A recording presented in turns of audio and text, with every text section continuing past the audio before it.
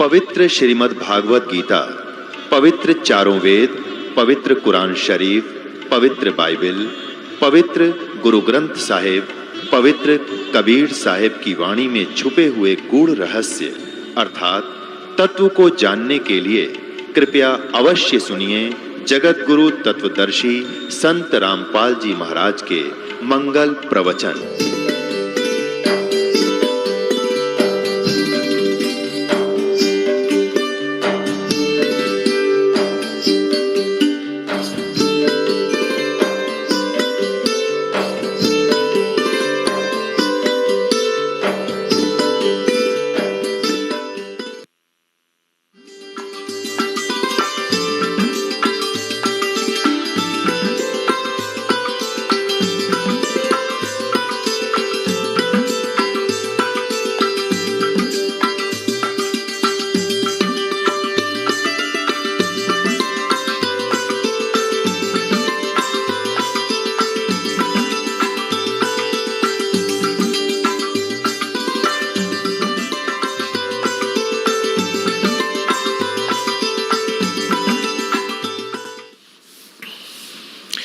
केसो कह कबीर से पूछे बाता बीने, गरीबदास क्यों उतरे ऐसे मुल्क मलीने।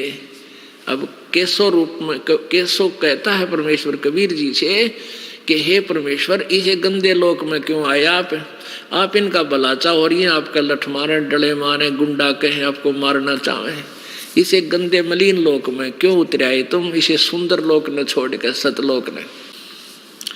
खान पान की इच्छ जीत नहीं अधर विमाने, गरीबदास यो लोक जीवे छाड़ा मुल्क अमाने। सिकल बिकल सब इस लोक में पाप पुण्य व्यवहार, गरीबदास के सो कहे कैसे रहने तुम्हारे। इसमें रह क्यों कर रहे गंदे लोक में परमात्मा आप है। नहीं अधर सरवरता हाँ नहीं अधर कोई बाग, गरीबदास के सो कहे क्यों नहीं देते त्याग। अब छोड़ दे उसने, चलो चलेंगे अपने सतलोक में। नहीं फुहारे गगन में नहीं मानसी गंग, गरीबदास जग देख कर हमरा चितमन भंग। नहीं नगर है नूर के नहीं बगर तस्हीर, गरीबदास के सो कहे तुम क्यों रहो कबीर। धन कबीर कुर्बान जा ऐसी रहन तुम्हार, गरीबदास के सो कहे छोड़ गंद संसार। के छोड़ इस गंदे संसार ने, चलो वहां चलेंगे। धन कबीर कुर्बान जा पल पल चरण जुहार, गरीबदास ते क्यों तजे वह हीरे लाल पहाड़। या पौमी है छार की या मृत परोसी पिंड, गरीबदास के सो कहे चरण धरे सिर दंडे। कहते इस पृथ्वी तो पां रखे तो भी पाप लगते हैं, इतने जीव मरे एक कदम में मनुष्य एक। कहते हैं पृथ्वी ऊपर पग जो धारा करोड़ जीव एक दिन में मारे। परमात्मा कबीर जी भी समझा रहे थे उसको, धर्मदास जी को। तो ऐसे गंदे लोक में तुम पुण्यों की इच्छा करते हो या पैर टेकते पाप हुए, क्योंकि काल आपको पाप और पुण्य में बांध के यहाँ रखता है। और कबीर जी के पास वो मंत्र है सार नाम, जो दास आपको देगा वो आपके पापों का नाश कर देगा, फूक देगा, उनको नष्ट कर देगा, तब हम स्वच्छ होकर चलेंगे। धन कबीर कुर्बान जा पल पल चरण जुहार, ये पौमी है छार की मृद परोसी पिंड, गरीबदास के सो कहे या चरण धरे सिर दंड। सुन कबीर इस धरनी पर तुम ना धरियो पाव, गरीबदास बॉडी बहुत यहाँ रहत सतभाव। अब क्या बता रहे हैं, यानी केसों के माध्यम से प्रश्न कर रहे हैं और वहाँ की व्यवस्था बता रहे हैं। इसे गंदे लोक में आप क्यों रह रहे हो, आपका तो वहाँ सतलोक है, वहाँ इसे ठाठ हैं, दूधों की नदी चलती है, सुंदर अमृत आहार वहाँ पर है, आपकी तागे यहाँ पर, चलो अपने उस लोक में। यानी वहाँ उपस्थित जनों को समझा रहे हैं कि ये छोटा आदमी नहीं है जिसको तुम एक जुल्हा मान रहे हो। और पुण्यात्मा उस समय और जो व्यक्ति इतना धन लेकर आया है केशव, और वो उसको सराह रहा है तो आम व्यक्ति प्रभावित होता है कि भाई सचमुच कोई न कोई शक्ति इसमें है। तो उस गोष्ठी का आधार ये था परमात्मा का कि ये मेरी प्यारी आत्मा मुझे ऐसे ही पहचान ले और मेरे से उपदेश ले ले और इनको मैं ऐसा मंत्र दे दूं, इनके पुण्य बढ़ जाए। और ऐसा ही हुआ। अब उन्होंने सोचा था तो इनको भगा दूं कबीर जी को। वहां लाखों व्यक्तियों ने परमात्मा से उपदेश लिया, करबद्ध होकर उस भंडारे के बाद। बनारस में, काशी में तो लाइन लगेगी लोगों की, रोज नाम लेने वाले की। और परमात्मा लाखों की संख्या में प्रभावित होकर कबीर जी से उपदेश लिया। अब कबीर परमेश्वर बोले, मैं किस लिए आया हूं, सुन ले भाई मेरी बात। अब वो दोनों की वार्ता से उपस्थित जनों को वास्तविकता बताना चाहते थे परमात्मा।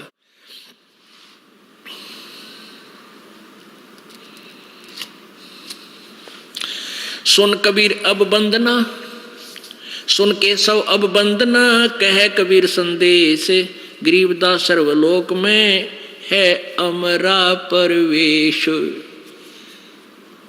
अब परमात्मा कहते हैं, सुन ले केशव, पूरे विश्व, पूरे सभी ब्रह्मांडों में मेरा ही हुक्म चलता है। हम अमान अवगत पुरुष और चुंबक जो चमकारे, गरीबदास लोहा फिरे हमरे अधर आधार।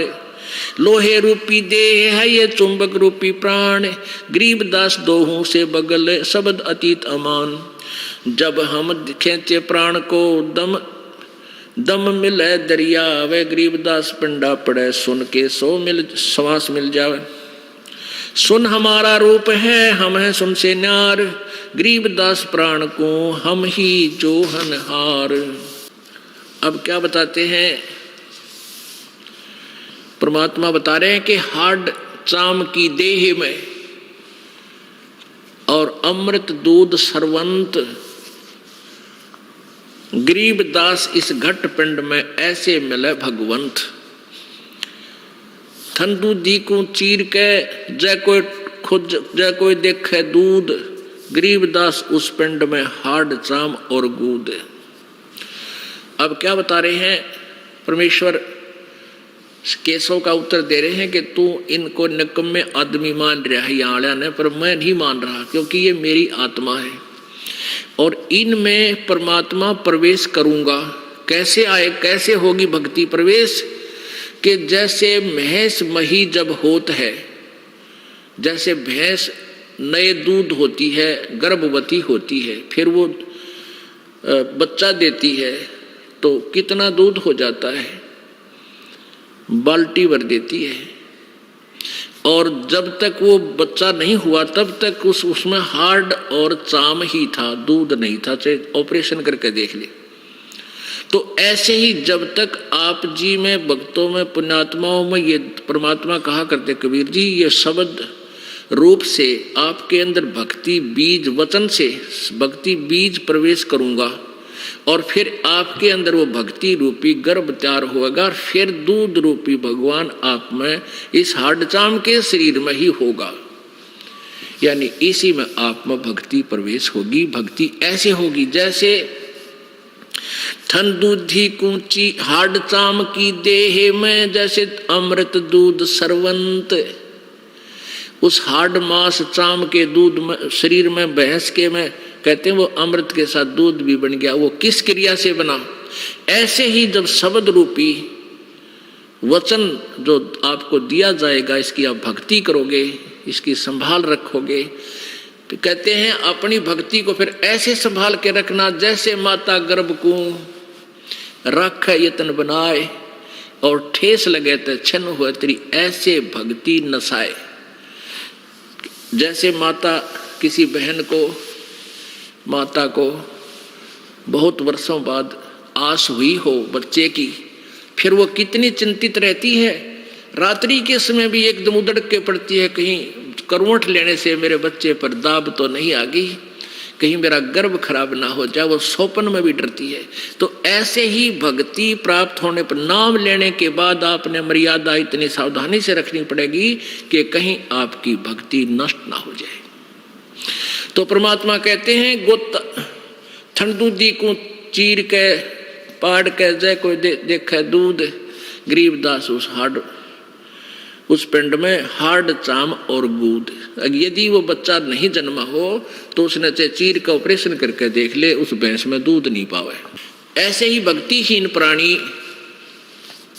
जब तक है तब तक ये हार्ड चाम का पुतला ही शरीर है, और जब इसको परमात्मा की दया से उपदेश सत्य भक्ति पूर्ण संत से प्राप्त हो जाती है, फिर इसी हार्ड चाम के पुतले में परमात्मा प्राप्त हो जाता है।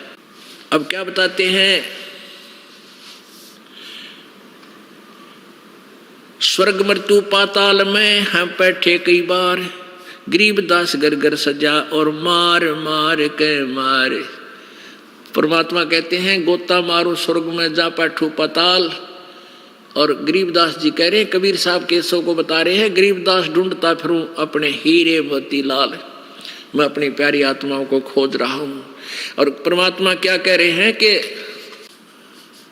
स्वर्ग मृत्यु पाताल में, ये मृत्यु लोक ऊपर स्वर्ग लोक, नीचे पाताल लोक, इनमें कहते हम कई बार गए, और ये बोले आदमी मेरे पीछे पड़ देने को, मार मार इसका मार, नकम्मा है, ये मेरे बच्चे मेंटल बना दिए इन नकली काल के दूतों ने, संतों ने, महंतों, पंडितों और काजियों ने। हमारी जात अपूर्वी पूर्व रैन हमार, गरीबदास कैसे जुड़ा ये पश्चिम के कातार। हम पूर्व ठेठ के उतरे ओगट घाट, गरीबदास जीव दक्षिण के यो नहीं मिलती साट। हम पूर्व के पूर्वी उत्तर देश उतरंत, गरीबदास जीव दक्षिण के यो नहीं संग चलंत। अब क्या बताते हैं कि जैसे दक्षिण भारत के जो व्यक्ति हैं और उत्तर भारत वालों से उनकी ना तो कोई कल्चर मिलता, ना उनकी बोली मिलती, तो परमात्मा कहते हैं कि हम हैं पूर्व के पूर्वी, हम तो सतलोक के रहने वाले हैं, और उत्तर देश उतरंत हम इस भारतवर्ष में आते हैं, और गरीबदास जीव दक्षिण के यो नहीं संग चलंत, यानी ये मेरी भाषा न समझते को ना, जो मैं कहना चाहता हूँ ये समझ नहीं पा रहे, इसलिए मेरे पीछे पड़ रहे, मारो मारो, ये तो झूठ बोला है, झूठ बोला है। जिन हमारी सीख लई काटे काटे जम जंजीर, गरीबदास के सौ सुने हैं ऐसे कहे कबीर। के कबीर जी कहते हैं जिन्होंने मेरी शिक्षा ले ली उनके जम के जंजीर बंधन काट दिए, और गरीबदास के सौ सुने ऐसा कहे कबीर। फिर बाजी वेदना रची वैनी जीव अवंत, गरीबदास सतलोक में वो अमर पटा पावंत। कि जो मेरा सत भक्ति ले लेंगे, कबीर जी कह रहे हैं, वो फिर दोबारा लौटकर संसार में नहीं आएंगे, अमर लोक में अमर पटा यानी फॉर एवर के लिए अधिकारी हो जाएंगे। अब जैसे गीता जी अध्याय नंबर 15 के,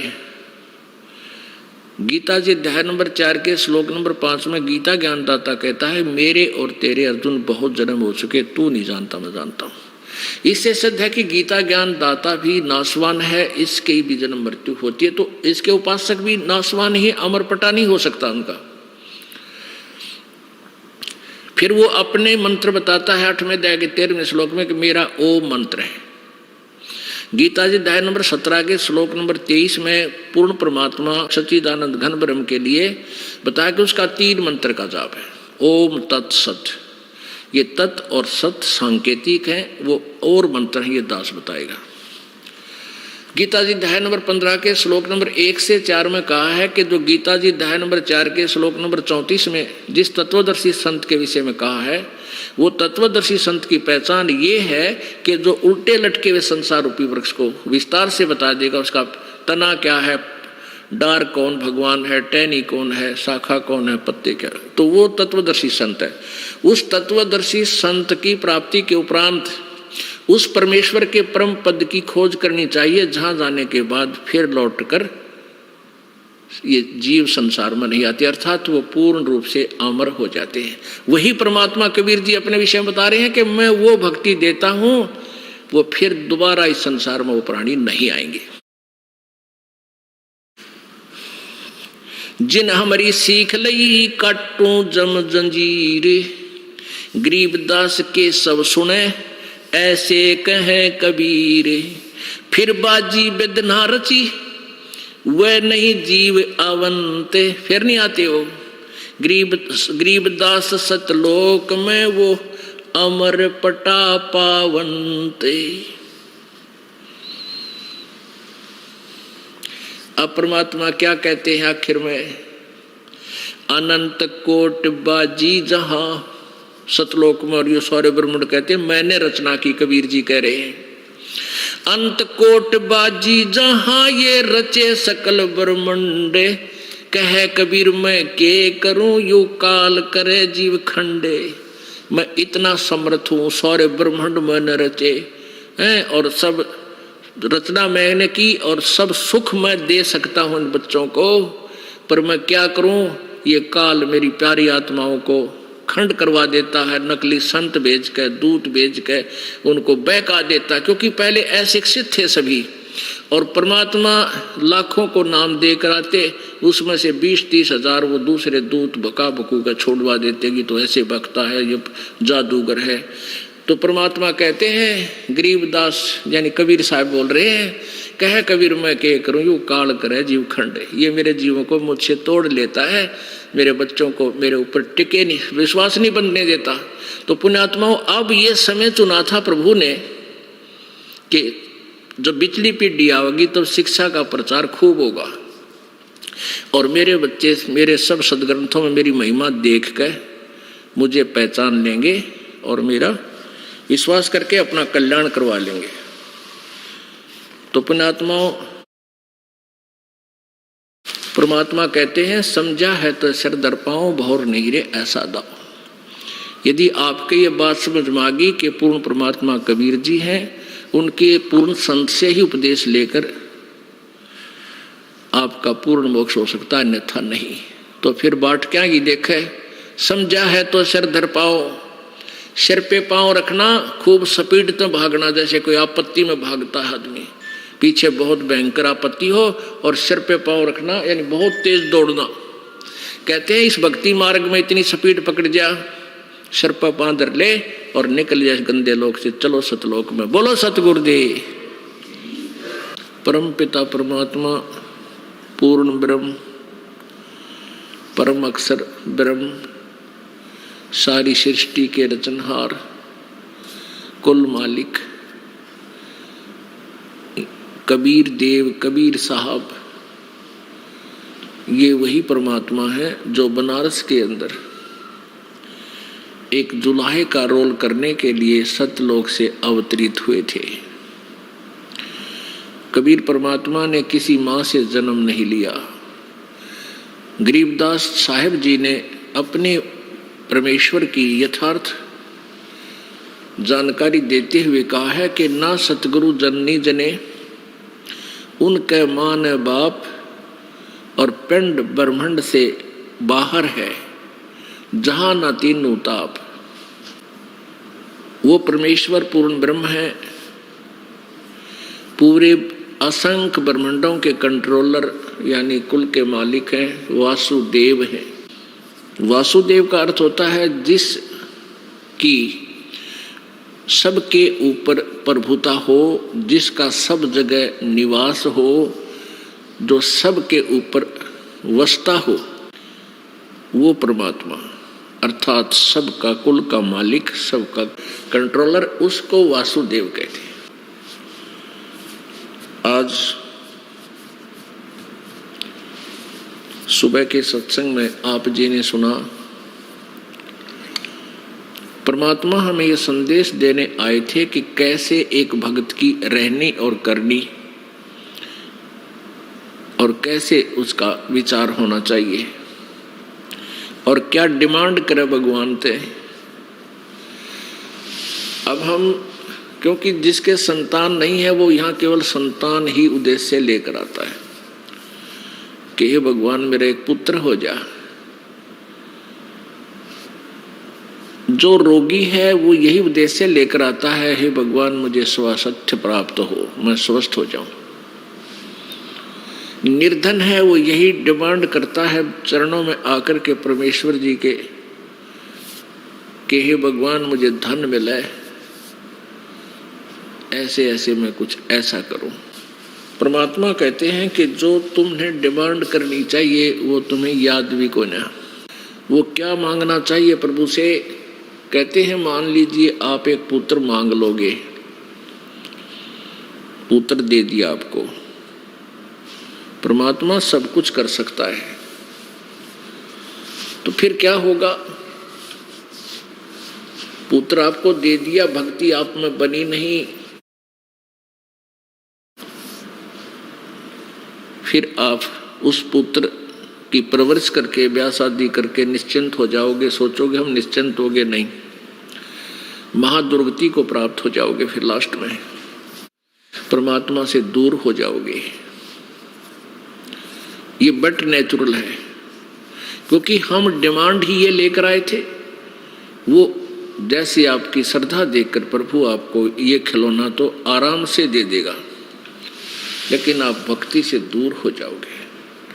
इसके लिए क्या बताया है कि राज्य क्रमता राम की रजा धरे जो शीश, दास गरीब दरस परस्तिस बैठे जगदीश। कि परमेश्वर परमात्मा कबीर जी, अब आप उसके शरण में आ गए हो, तो अब भगवान पर छोड़ दे परमात्मा, जो भी आपने अपने बच्चे के लिए, अपनी बच्ची के लिए उचित समझा प्रभु वही करना। क्योंकि हमारे दीर्घ रोग लगा हुआ है, जन्म और मृत्यु का, और ये हॉस्पिटल जो परमेश्वर कबीर जी का है, ये दास यहाँ पर उन्होंने डॉक्टर बना दिया, नौकर उनका। तो यहाँ जो डॉक्टर कहे वैसे ही मरीज को चलना चाहिए, अपनी नहीं चलावे। यदि रोग कटवाना है तो फिर समर्पित कर दे, डॉक्टर जो भी करे वही वो आपके हित में ही करेगा, आप अपनी डिमांड ना रखो। तो परमात्मा कहते हैं राज्य क्रमता राम की रजा धरे जो शीश, यानी राज्य में उस मालिक की रजा में ही प्रसन्न रहे, जो वो करे वो सही करता है, कभी गलत नहीं कर सकता। इसलिए जो मालिक आप यहाँ डिमांड करते हो और वो उचित नहीं जानता आपके लिए, और वो नहीं देगा, क्योंकि आप उसके ट्रीटमेंट के अंदर हो। जैसे कोई रोगी है, शुगर का मरीज, और वो मांगता है कि मुझे कुछ चीनी खाने दो, चीनी दे दो डॉक्टर जी, और डॉक्टर नहीं जो उसको शुगर चीनी दे देगा, मांगता रहेगा। हाँ, उसको मारना ही है तो ठीक है, ले भाई चीनी खा ले। हाँ, डॉक्टर नहीं देगा, बाहर जाकर किसी से मांगोगे वो दे देगा, आपको आदेश भाई मांग रहा है दे दे, वो आपकी जान का शत्रु बन जाएगा। परमात्मा हमें याद दिलाते हैं, क्या मांगू कुछ थिर न रहाई, देखत नैन चला जग जाई। 1 लाख पूत 1.25 लाख नाती, उस रावण के दीवान बाती।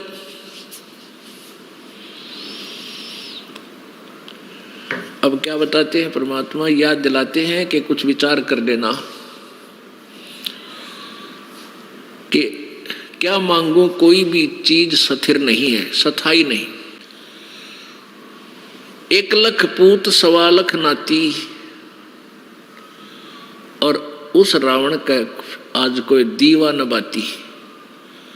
1 लाख पुत्र थे रावण के, 1.25 लाख उसके एक से एक यानी अच्छे नाती थे, रिश्तेदार रिलेटिव थे, और फिर उस रावण के आज कोई दीपक लगाने वाला भी शेष नहीं रहा।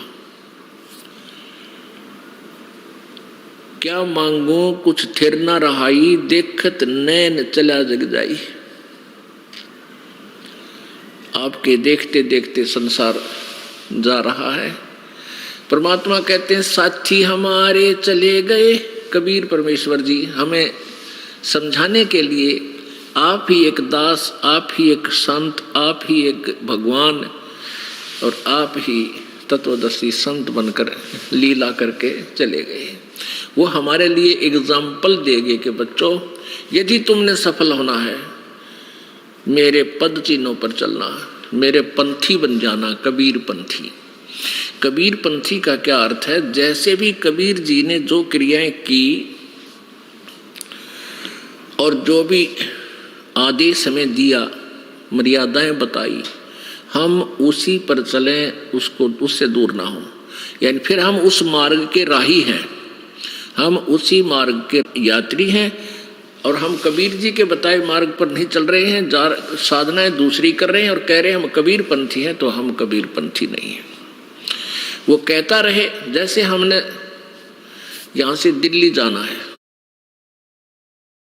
और दिल्ली का रास्ता बता रखा कि यहां से ऐसे आप हाँसी जाइए, हाँसी से फिर रोहतक, रोहतक से दिल्ली, ये स्टेशन है।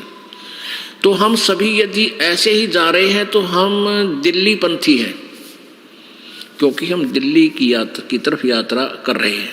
और यदि हम सिरसा की साइड में या लुधियाना साइड में जा रहे हैं और फिर भी कह रहे हैं कि हम दिल्ली पंथी हैं, दिल्ली जा रहे हैं, हम कह अवश्य रहे हैं लेकिन हम दिल्ली वाले रास्ते से नहीं जा रहे, हम विपरीत दिशा में जा रहे हैं।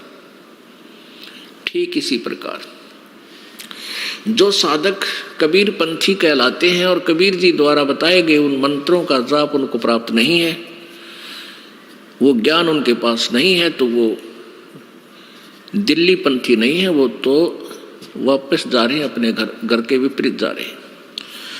ऐसे ही वो सतलोक जाने वाले नहीं हैं, कबीर जी के अनुयायी नहीं है। अब उनको कबीर जी का अनुयायी बन जाना चाहिए। ठीक है, भूल में रिश्ता किसी ने गलत मार्गदर्शन कर दिया, दूसरी दिशा में जा रहे हैं और वहां आपको पता लग जाता है कि हम तो गलत चल पड़े, तो वहीं से मुड़ जाना चाहिए। समझदारी सी में है। और फिर हम वापस फिर चलेंगे तो हम फिर कबीर पंथी ही होंगे। वहां से चल पड़ेंगे तो भी हम वापस आ रहे हैं, तो अपने घर को चल दिए, फिर हम किसी ना किसी दिन पहुंच ही जाएंगे।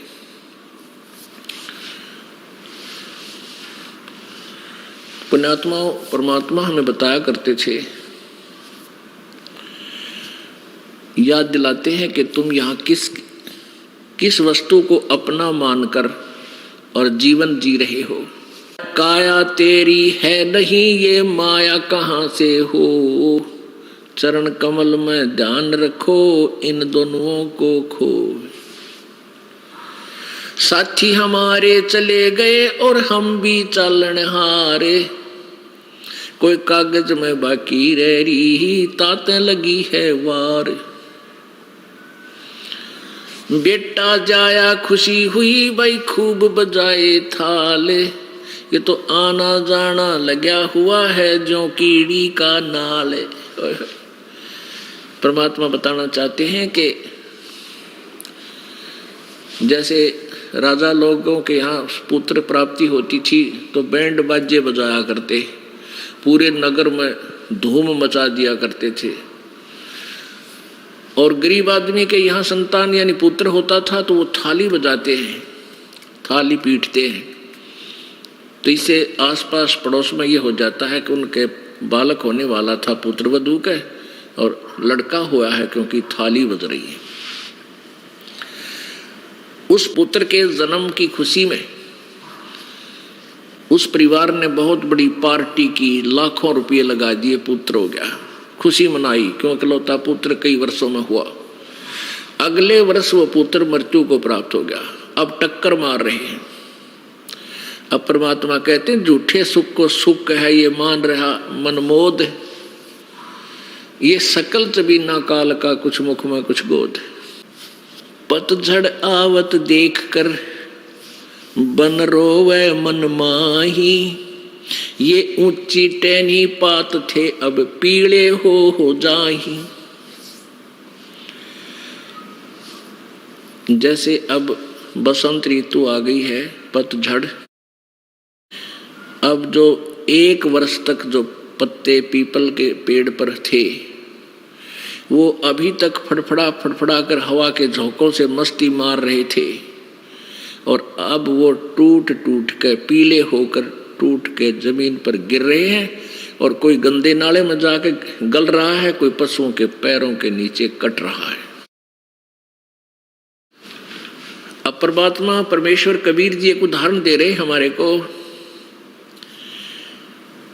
कि जैसे हम बूढ़े हो गए, सफेद बाल आ गए, दांत जड़, काम छोड़ गए, आंख भी लग गई धोखा देने। अब हमारे को संकेत हो गया, बिगुल बज गया कि तैयार हो ले भी यहां से चलन का।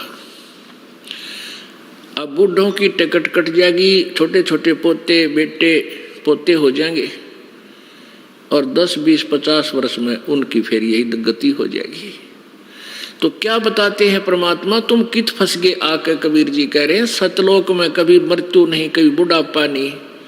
आप वहां चलो बच्चों, और बहुत आसान तरीका है, बहुत ही आसान विधि भक्ति है। जैसे परमात्मा ने बताया कि मैं एक दुल्हे का काम करता हूं, कपड़ा बनता हूं, और मेरे से गरीब कोई नहीं, और मैं भी परमात्मा पाऊंगा। तो आप ये ना सोचो कि धन गणा है जिसके पास या उच्च जाति वाले ही परमात्मा पाएंगे, नहीं।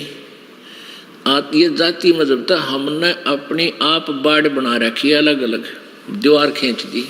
परमात्मा इन सबको मिटा देता है, उसके लिए तो उसकी आत्मा सोना है, लाल है, उसी का वो ग्राहक है। हमें क्या बताना चाहते हैं परमात्मा कि जैसे एक परिवार का कोई व्यक्ति बीमार हो जाता है, आजकल जिसको कैंसर हो जाती है, परमानेंट हो गया, वो तो गया काम था, उसको भी पता लग जाता है कि तेरा तो काम बन गया। फिर वो सोचता है अकेला बैठ के, हे भगवान इब के बनेगी मेरी, कहाँ जाऊंगा मैं। तो परिवार के सदस्य या मित्र प्यारे आकर उसको कहते हैं, सांत्वना भी देते हैं कि भाई एक दिन सब नहीं जाना है, ये तो सभी ने मृत्यु को प्राप्त होना, लेकिन ये तो एक औपचारिकता होती है, लेकिन जाने वाले के साथ के बीतरी होगी वो ही जाने। तो परमात्मा हमें क्या बताते हैं, जैसे एक परिवार का सदस्य मृत्यु को प्राप्त हो रहा है तो उसके मन में भी यही बातें आती है, भगवान ना पता है कहाँ बनूं, क्या कहाँ जाऊंगा, किस योनि में जन्म पाऊंगा। तो परमात्मा कहते हैं उदाहरण देकर के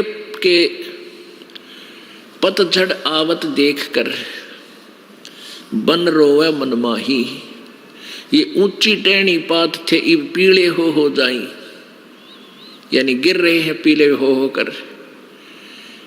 पात झड़ता यूं कहे सुन भई तरवर राय, अब के बिछड़े नहीं मिले न जाने कहाँ गिरांगे जाए।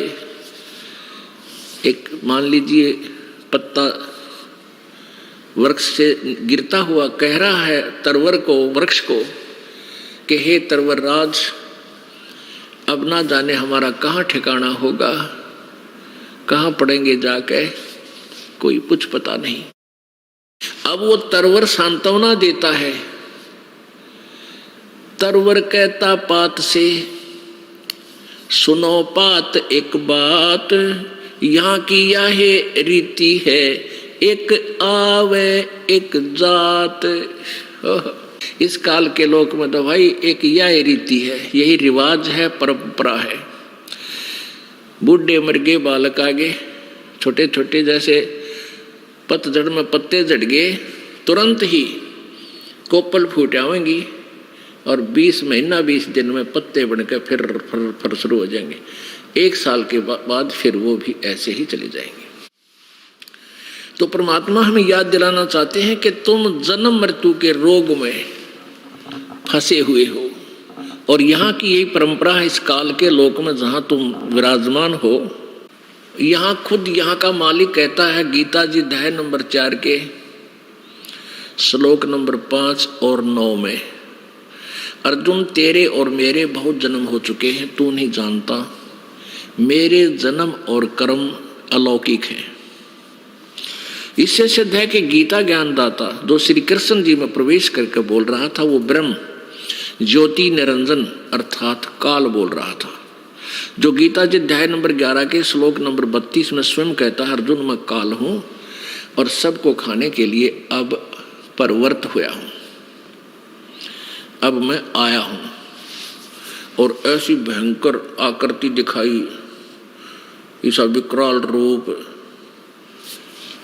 तो श्री कृष्ण जी काल नहीं थे, श्री कृष्ण जी में प्रवेश करके प्रेतवत वो काल ज्योति निरंजन 21 ब्रह्मांड का स्वामी बोल रहा था। इससे सिद्ध है कि ये भी नासवान है। और गीता जी अध्याय नंबर 2 के श्लोक 12 में कहा कि अर्जुन तू ये ना समझे कि ये सैनिक और ये राजा लोग तू और मैं पहले ना थे या आगे ना होंगे। ये मत सोच कि अब हम जन्मे हैं, आगे भी जन्म होगा अपना और पहले भी थे। गीता जी अध्याय नंबर 2 के श्लोक 10 के श्लोक नंबर 2 में कहा कि अर्जुन मेरी उत्पत्ति को ये देवता नहीं जानते, क्योंकि और ना ये ऋषि जानते, क्योंकि इन सब का उत्पत्ति करता मैं हूं, यानी ये मेरे से जन्मे हैं। ब्रह्मा विष्णु महेश के का पिता है ये ज्योति निरंजन, और दुर्गा इनकी माता है।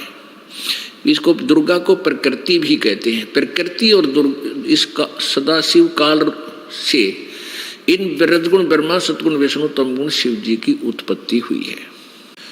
तो ये काल के पुत्र हैं, इसलिए इन ब्रह्मा विष्णु महेश से फिर आगे सब जनता उत्पन्न हुई है।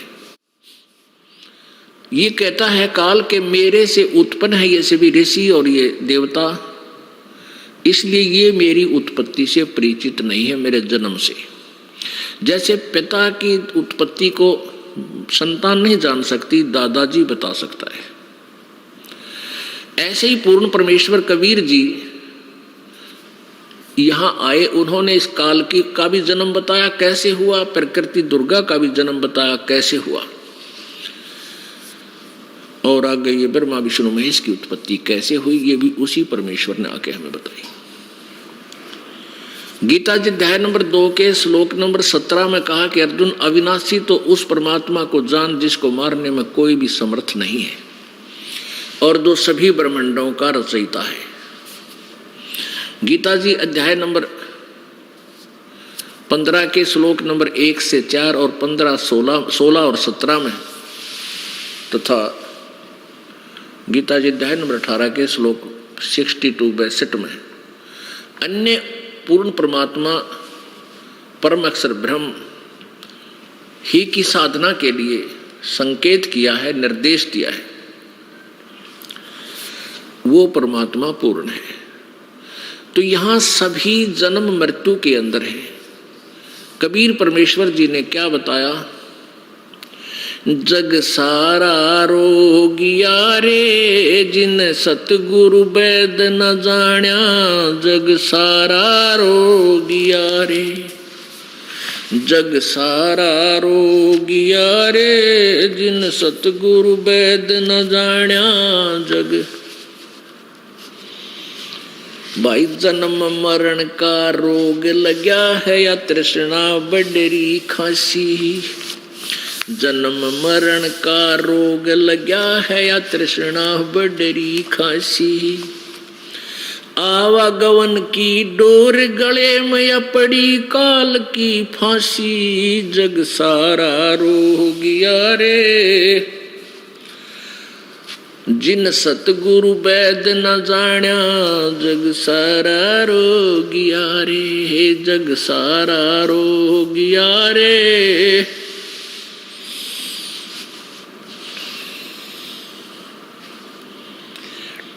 भाई सच्चा सतगुरु कोई न पूजे, इन झूठों जगपतियासी। सच्चा सतगुरु कोई न पूजे, इन झूठों जगपतियासी। अंधे की बाँ गई अंधे न ये मार्ग कौन बतासी, जग सारा रोगियो रे जिन सतगुरु वैद न जाण्या। जग सारा रोगिया रे। भाई देखा देखी गुरु शिष्य बन गे, किया न तत्व विचारा। देखा देखी गुरु शिष्य बन गे, किया ना तत्व विचारा। गुरु शेष दोनों आके सिर पे युकाल ठोके पंजारा। जग सारा रोगिया रे जिन सतगुरु वैद न जाण्या। जग सारा रोगिया रे जग सारा रोगिया रे जिन सतगुरु वैद न जाण्या। जग सारा रोगिया रे।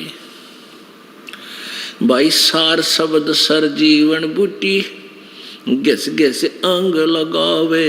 सार शब्द सर जीवन बूटी घिस घिस अंग लगावे। कहे कबीर तुम सतकर मानो ये जन्म मरण मिट जावे। जग सारा रोगिया रे जिन सतगुरु वैद न जाण्या। जग सारा रोगिया रे जग सारा रोगिया रे जिन सतगुरु वैद न जाण्या। जग भाई सार शब्द सर जीवन बूटी घिस घिस अंग लगावे। सार शब्द सर जीवन बूटी घिस घिस अंग लगावे। कहे कबीर तुम सतकर मानो ये जन्म मरण मिट जावे। जग सारा रोगिया रे जिन सतगुरु वैद न जाण्या।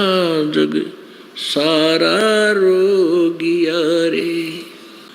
पुण्यात्माओं,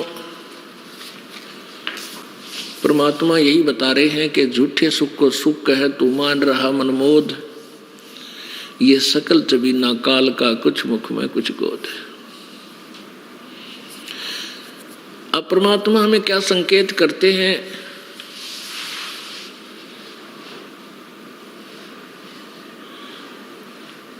क्या बताना चाहते हैं परमात्मा परमेश्वर कबीर जी?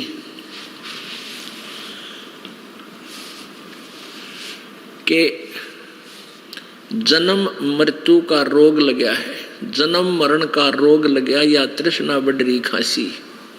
ये जन्म मरण का रोग किस किस को है? आपका और हमारा, इस दास का विशेषकर। हिंदू धर्म में जन्म होने के नाते जैसा भी इन अज्ञानी हमारे हिंदू धर्म के गुरुओं ने हमें ज्ञान बताया था, दंत कथा लोक वेद सुनाया था, उसके आधार से हम ब्रह्मा विष्णु महेश जी से ऊपर कोई पावर नहीं मानते थे, कोई शक्ति नहीं मानते थे, कोई भगवान नहीं मानते थे। ज्ञान नहीं था हमारे को। और इन्हीं को अजरो अमर सर्वेश्वर महेश्वर, सब ब्रह्मांडों के रचनेहारे, यही सतीति, यही उत्पत्ति स्थिति और संहार करने वाले, ये कुल के मालिक हैं।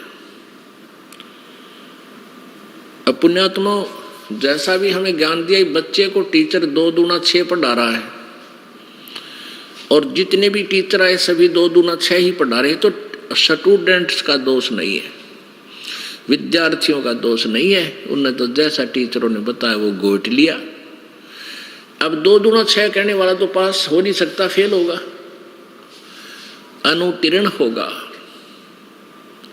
तो ये गलती उन अज्ञानी टीचरों की थी जिन्होंने उस बच्चे को ठीक से नहीं पढ़ाया।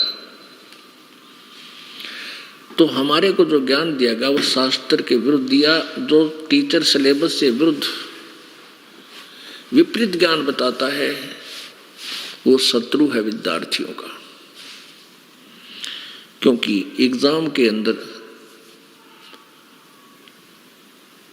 परीक्षा के अंदर सिलेबस के माध्यम से यानी पाठ्यक्रम से ही प्रश्न आते हैं। अब सबसे पहले ये स्थिति स्पष्ट करते हैं कि ब्रह्मा विष्णु महेश अविनाशी नहीं है। अब पुण्यात्मा, ये शब्द यदि ये दास बगैर किसी लालटेन दिखाए, बगैर सदग्रंथों के प्रमाण दिए ये बात कह दे तो कोई नहीं सुना हिंदू समाज में, और शत्रु बन जा इस दास के। क्योंकि परमात्मा के साथ यही बना था कि सच्चा सतगुरु कोई ना पूजे। तभी तो प्रभु ने अनुभव बताया कि ये किसी आदमी, भाई मैं न साची बताऊं, ये मेरा पीछे पड़ गया, मारो मारो, इतना निकम्मा है, झूठ बोला, झूठा है।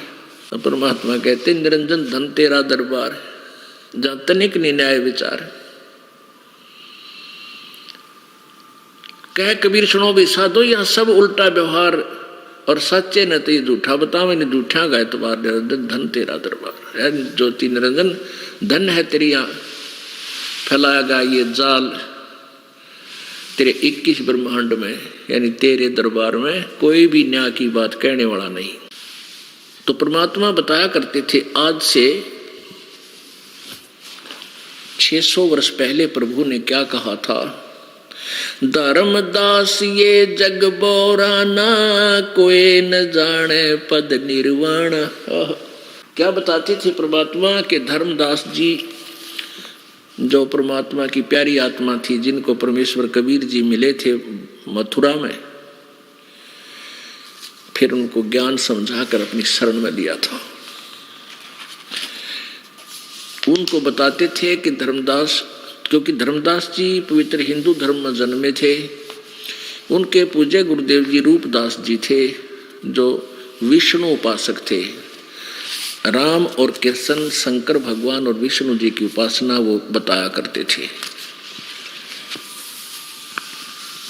और ब्रह्मा विष्णु महेश को सर्वेश्वर महेश्वर मृत्युंजय कालज्य बताया करते थे। और उसी पढ़ाई को धर्मदास जी पढ़े हुए थे। तब परमात्मा की और उस प्यारी आत्मा की वार्ता हुई थी। तब परमेश्वर ने बताया था कि धर्मदास, इस पूरे ब्रह्मांडों में कोई भी तत्व ज्ञान से परिचित नहीं है, ना ब्रह्मा जी, ना विष्णु जी, ना शिव जी, इनको वेदों का भी ज्ञान नहीं है, चारों वेदों का भी ज्ञान नहीं है, ना इन कलियुग के ऋषि और महर्षियों को, सतयुग के महर्षि ऋषियों को भी नहीं था। अब इस बात को सुनकर धर्मदास फड़क गया, नो बोला, हे भगवान, ऐसा कैसा हो सकता है, ये कैसे हो सकता है कि ब्रह्मा विष्णु महेश को भी ज्ञान नहीं। परमात्मा ने कहा कि आप इन पुराणों को सत्य मानते हो? हाँ जी। तो देवी पुराण में पढ़िए। पुण्यात्माओं, ये जो पुराना रंग हमारे ऊपर इतना हैवी हो गया कि जब तक रह का प्रमाण आपके सामने पेश ना होंगे, ये मन मानने को नहीं। और हमने इसको बना के छोड़ना, हमने इस दास की ड्यूटी ला दी कि इस मन को सीधा करके और प्यारी आत्मा को एक ही मार्ग पर लगा देना, सर्व ब्रह्मांडों की, यानी पूरे विश्व की। क्योंकि ज्ञान ऐसा है कि ये बड़ छोड़े को नहीं, इसमें कोई बंक रहेगा ही नहीं। और बंक नहीं रहेगा तो माल बढ़िया बिकेगा। यानी जैसे एक कुम्हार घड़ा बनाता है, वो कच्चा घड़ा मिट्टी का गारा से बना रहा होता है और नीचे एक थप्पड़ सा देकर नीचे हाथ पर कपड़ा बांध के ऊपर और उसके नीचे देता अंदर, और ऊपर एक ऐसे पट पट मारता है और उसके सारे जो बंग है, उसमें बल है, वो खोट है, उसको निकाल रहा है।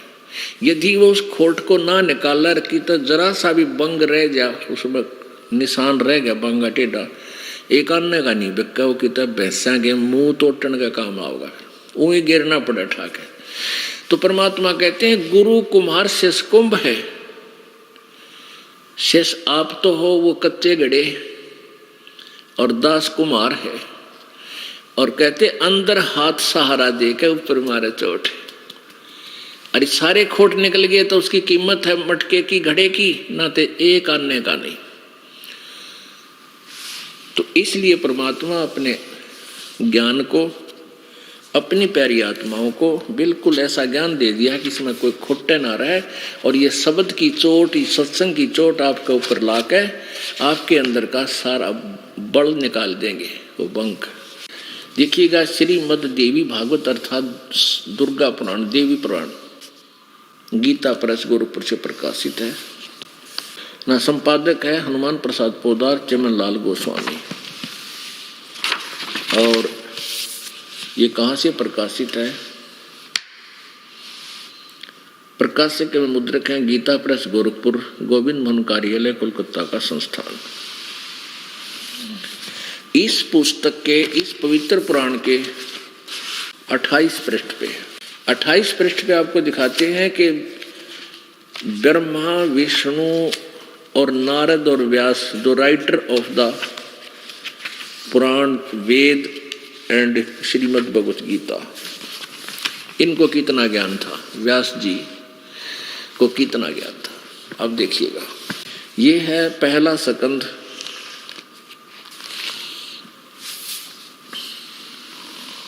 संक्षिप्त देवी भागवत,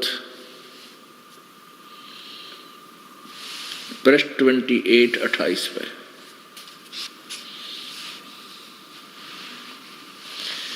यहां पर नारद जी ने कहा, ये व्यास जी और नारद जी की वार्ता हो रही है। नारद जी ने कहा, महाभाग व्यास जी, तुम इस विषय में जो पूछ रहे हो, यही प्रश्न मेरे पिताजी भगवान श्री हरि से, मेरे पिताजी ने यानी ब्रह्मा जी ने भगवान श्री हरि यानी विष्णु जी से किया था। देवा अधिदेव भगवान जगत के स्वामी हैं, लक्ष्मी जी उनकी सेवा में उपस्थित रहती हैं, दिव्य कौस्तुभमणि उनकी शोभा बढ़ाती है, वे शंख चक्र गदा लिए रहते हैं, पीतांबर धारण करते हैं, 4 भुजाएं हैं, वक्ष स्थल पर श्रीवत्स का चिन्ह चमकता रहता है। वे चराचर जगत के स्वामी हैं, जगत गुरु एवं देवताओं के भी देवता हैं। ऐसे जगत प्रभु भगवान श्री हरि महान तप कर रहे थे, उनकी समाधि लगी हुई थी। यह देखकर मेरे पिता ब्रह्मा जी को बड़ा आश्चर्य हुआ, अतः उन्होंने उनसे जानने की इच्छा प्रकट की। ब्रह्मा जी ने पूछा, प्रभु आप देवताओं के अध्यक्ष, जगत के स्वामी, भूत भविष्य एवं वर्तमान सभी जीवों के एकमात्र शासक हैं। भगवान, फिर आप क्यों तपस्या कर रहे हैं और किस देवता की यानी किस भगवान की आराधना में ध्यान मग्न हैं? मुझे असीम आश्चर्य तो ये हो रहा है कि आप देवेश्वर एवं सारे संसार के शासक होते हुए भी समाधि लगाए बैठे हैं। ब्रह्मा जी के विनीत वचन सुनकर भगवान श्री हरि बोले। श्री हरि उनसे कहने लगे, ब्रह्मन सावधान होकर सुनो, मैं अपने मन का विचार व्यक्त करता हूँ।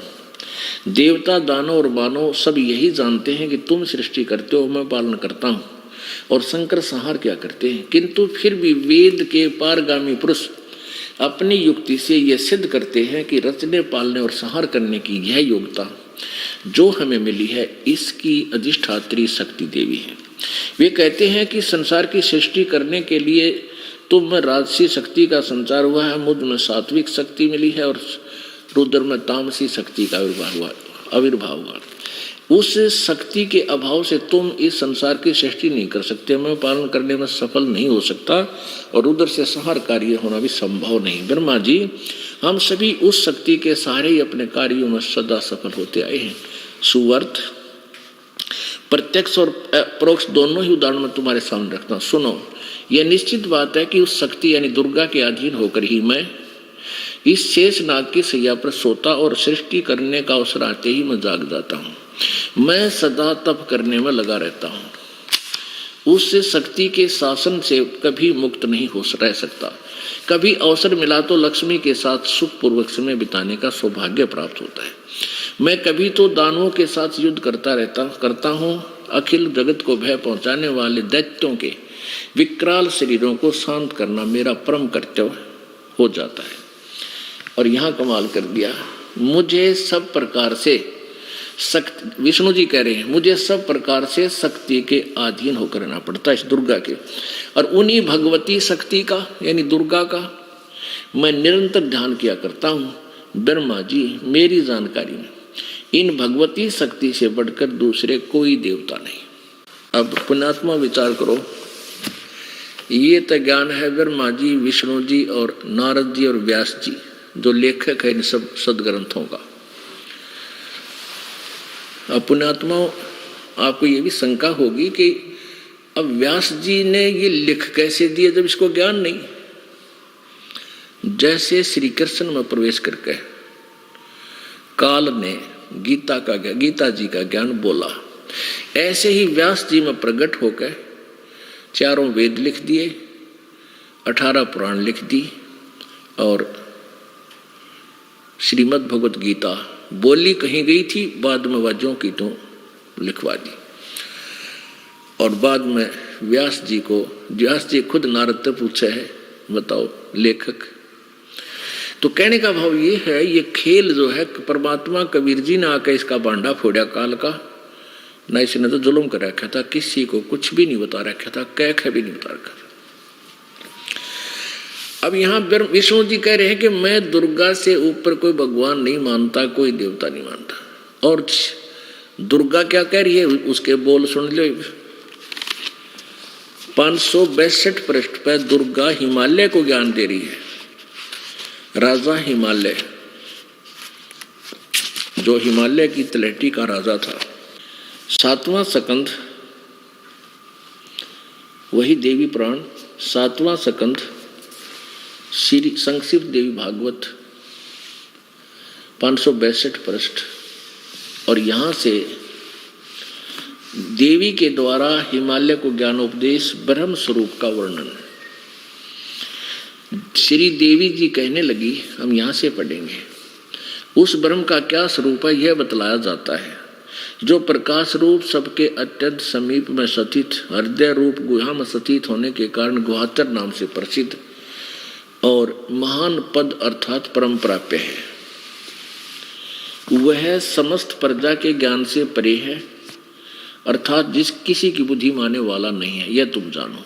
जो परम प्रकाश रूप है, जो सूक्ष्म से भी अत्यंत सूक्ष्म है, जिसमें संपूर्ण लोक उन लोकों में निवास करने वाले प्राणी स्थित हैं, वही ये अक्षर ब्रह्म है। वही सबके प्राण है, वही सबकी वाणी है, वही सबके मन है, और यह सब परम सत्य और अमृत तत्व है, अमृत अविनाशी तत्व है। सौम्य उस वेदने योग्य लक्ष्य का तुम वेदन करो, मन लगाकर उसमें तन्मय हो जाओ। सौम्य उपनिषद में कथित महान अस्त्र रूप धनुष लेकर उस पर उपासना द्वारा तीक्ष्ण किया हुआ बाण संधान करो, और फिर भावानुगत चित्त से के द्वारा उस बाण को खींचकर उस अक्षर रूप ब्रह्म को ही लक्ष्य बनाकर वेदन करो। परवण ओम धनुष है, जीवात्मा बाण है, और ब्रह्म को उसका लक्ष्य कहा जाता है। सिद्ध स्पष्ट कर दिया, ब्रह्म तो पूज्य है दुर्गा अनुसार, दुर्गा जी के वचन अनुसार, और ओम उसका मंत्र है, जीवात्मा उसका जाप करे। उस एकमात्र परमात्मा ही को जानो, यानी ब्रह्म को, दूसरी बातें छोड़ दें, सब बातों को छोड़ दे, यानी किसी की पूजा नहीं करे, मेरी भी नहीं करे, और देवताओं की भी नहीं करे, ब्रह्मा विष्णु महेश की भी नहीं करे। संसार समुद्र से पार होकर अमृत स्वरूप परमात्मा को प्राप्त करने का यही सुलभ साधन है। जिस प्रकार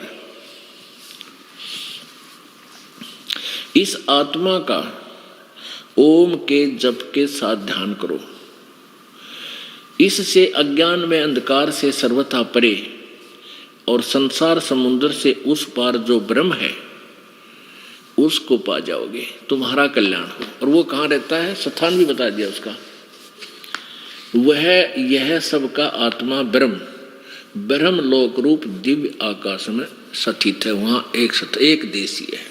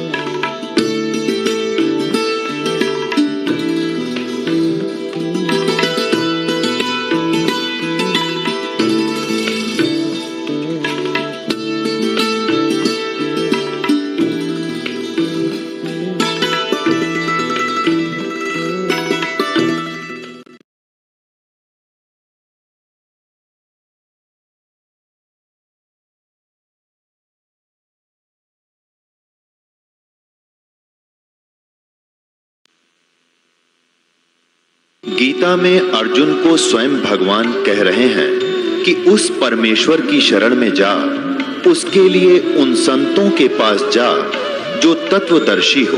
इसी प्रकार हजरत मोहम्मद को उनका अल्लाह कह रहा है कि कोई और पूर्ण परमात्मा है उसको पाने के लिए उन तत्वदर्शी संत की तलाश कर। वो प्रभु कौन है, ये जानने के लिए कृपया अवश्य सुनिए जगत गुरु तत्वदर्शी संत रामपाल जी महाराज के अमृत वचन।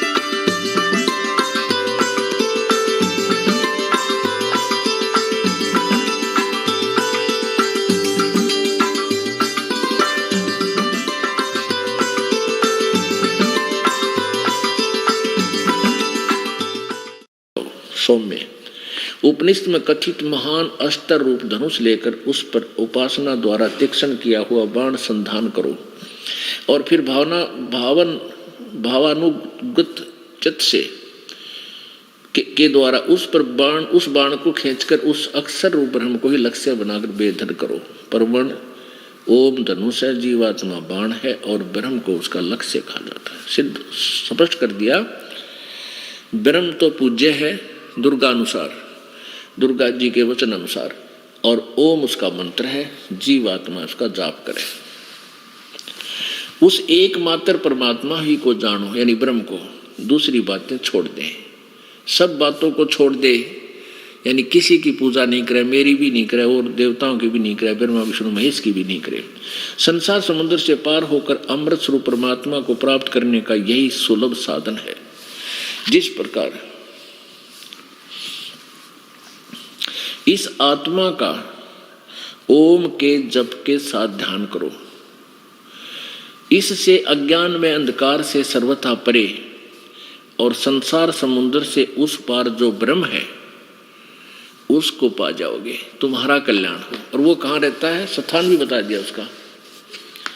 वह यह सबका आत्मा ब्रह्म लोक रूप दिव्य आकाश में स्थित है, वहां एक देशी है। अब ये देवी के ज्ञान का ओढ़ आ गया, वो निवानु का है कि वो ब्रह्म लोक में रहता है और उसके अतिरिक्त किसी की भी साधना पूजा मत करो, सब छोड़ दो। गीता जी अध्याय नंबर 8 के श्लोक नंबर 16 में लिखा है, गीता ज्ञानदाता ये ब्रह्म कह रहा है कि मेरी पूजा से पूर्ण मोक्ष नहीं है। गीता जी अध्याय नंबर 4 के श्लोक 5 में और 9 में कहा कि अर्जुन तेरे और मेरे बहुत जन्म हो चुके, तू ही जानता मैं जानता। तो इसलिए गीता ज्ञान दाता का उपासक ब्रह्म का साधक भी अमर नहीं है, पूर्ण मोक्ष प्राप्त नहीं कर सकता। इसलिए 8वें अध्याय के 16वें श्लोक में कहा है कि ब्रह्मलोक तक सभी पुनर्वर्ती में है, सब नाश में आते हैं, ब्रह्मलोक में गए प्राणी भी वापस जन्म मृत्यु में आएंगे। इसलिए वो कहता है कि 4th अध्याय के 34वें श्लोक में कि उन तत्वदर्शी संतों की खोज कर जो गीता और वेदों से न्यारा ज्ञान देगा, उस परमेश्वर के बारे में बताएगा। और ओम तत्सत ये 3 मंत्र का जाप वो विस्तार से कोड वर्डों वाले को खोलकर यथार्थ नाम से आपको दीक्षा देगा। अपने मंत्र के विषय अपनी जाप वो भी खुद बता रहा है गीता ज्ञानदाता 8वें अध्याय के 13वें श्लोक में कि ओम इति एक अक्षर, ओम इति एक अक्षरम ब्रह्म व्यवहारन माम अनुसमरण। माम माने मुझ, ब्रह्म माने ब्रह्म का, मुझ ब्रह्म का केवल एक ओम मंत्र है, उच्चारण करके सुमरण करने का ओम अक्षर, एक ओम अक्षर, नथिंग एल्स। और जो इसका यह प्रयाति तजन देहम से याति परमाम गतिम, जो अंतिम सांस तक शरीर छोड़ने तक मेरे इस नाम का जाप करता है वो मेरे वाले लाभ को प्राप्त होता है, वो ब्रह्मलोक में आ जाता है। गीता जी अध्याय नंबर 8 के श्लोक नंबर 5 और 7 में गीता ज्ञानदाता कहता है मेरी भक्ति करनी है तो मेरा जाप कर, मुझे ही प्राप्त होगा, डोंट वरी, युद्ध भी कर। और उसका प्राप्त प्राणी कहाँ जाएगा? ब्रह्मलोक में।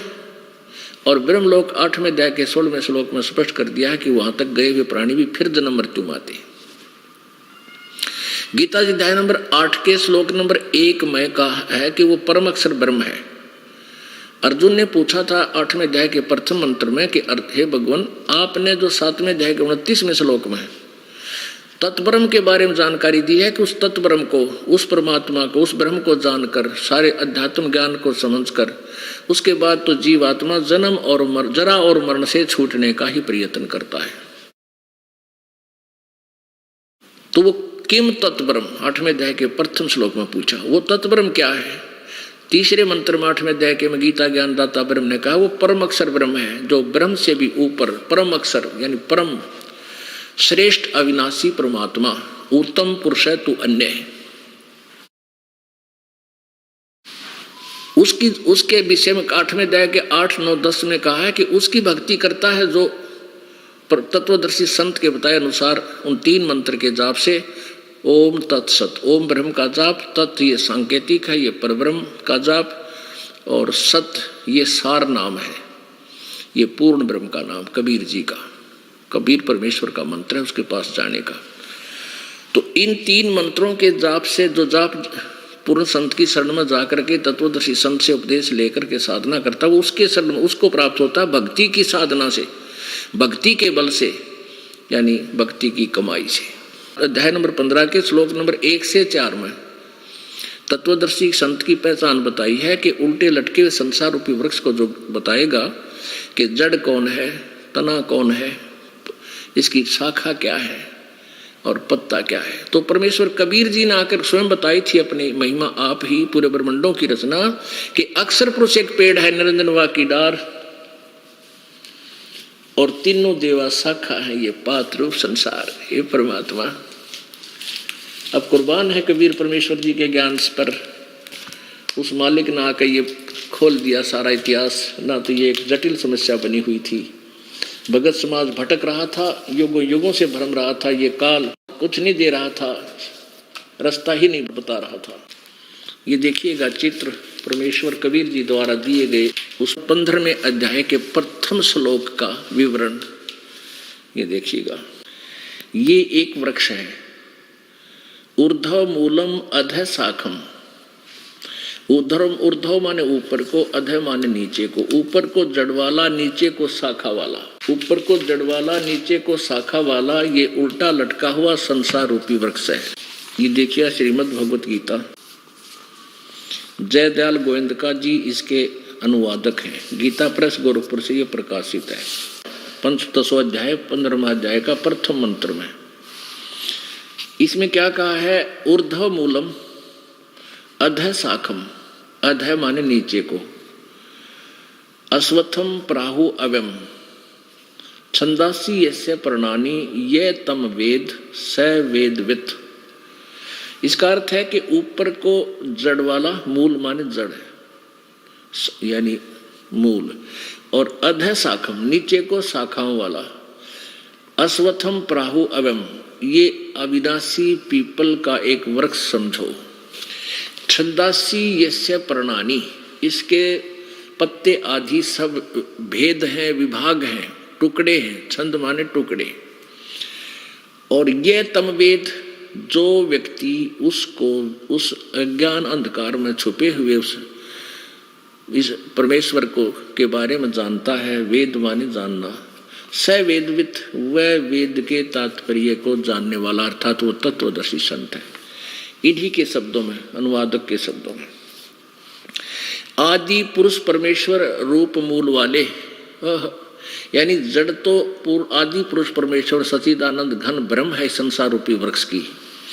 इन्होंने अधः शाखम यहाँ गलत अनुवाद किया है। अधः का अर्थ कर दिया ब्रह्मा रूप मुख्य शाखा वाले, नहीं, अधः माने नीचे को, क्योंकि ये अपरिचित थे, ये लोग ज्ञान नहीं था इनके पास। यहाँ देखिए इन्होंने दूसरे श्लोक में अनुवाद करते समय अधः माने नीचे किया है, अधः माने नीचे किया है, और ऊर्ध्व माने ऊपर, ये देखो। तो यहाँ अधः माने नीचे है, तो हम यहाँ क्यों ना अधः माने नीचे ही लिखें।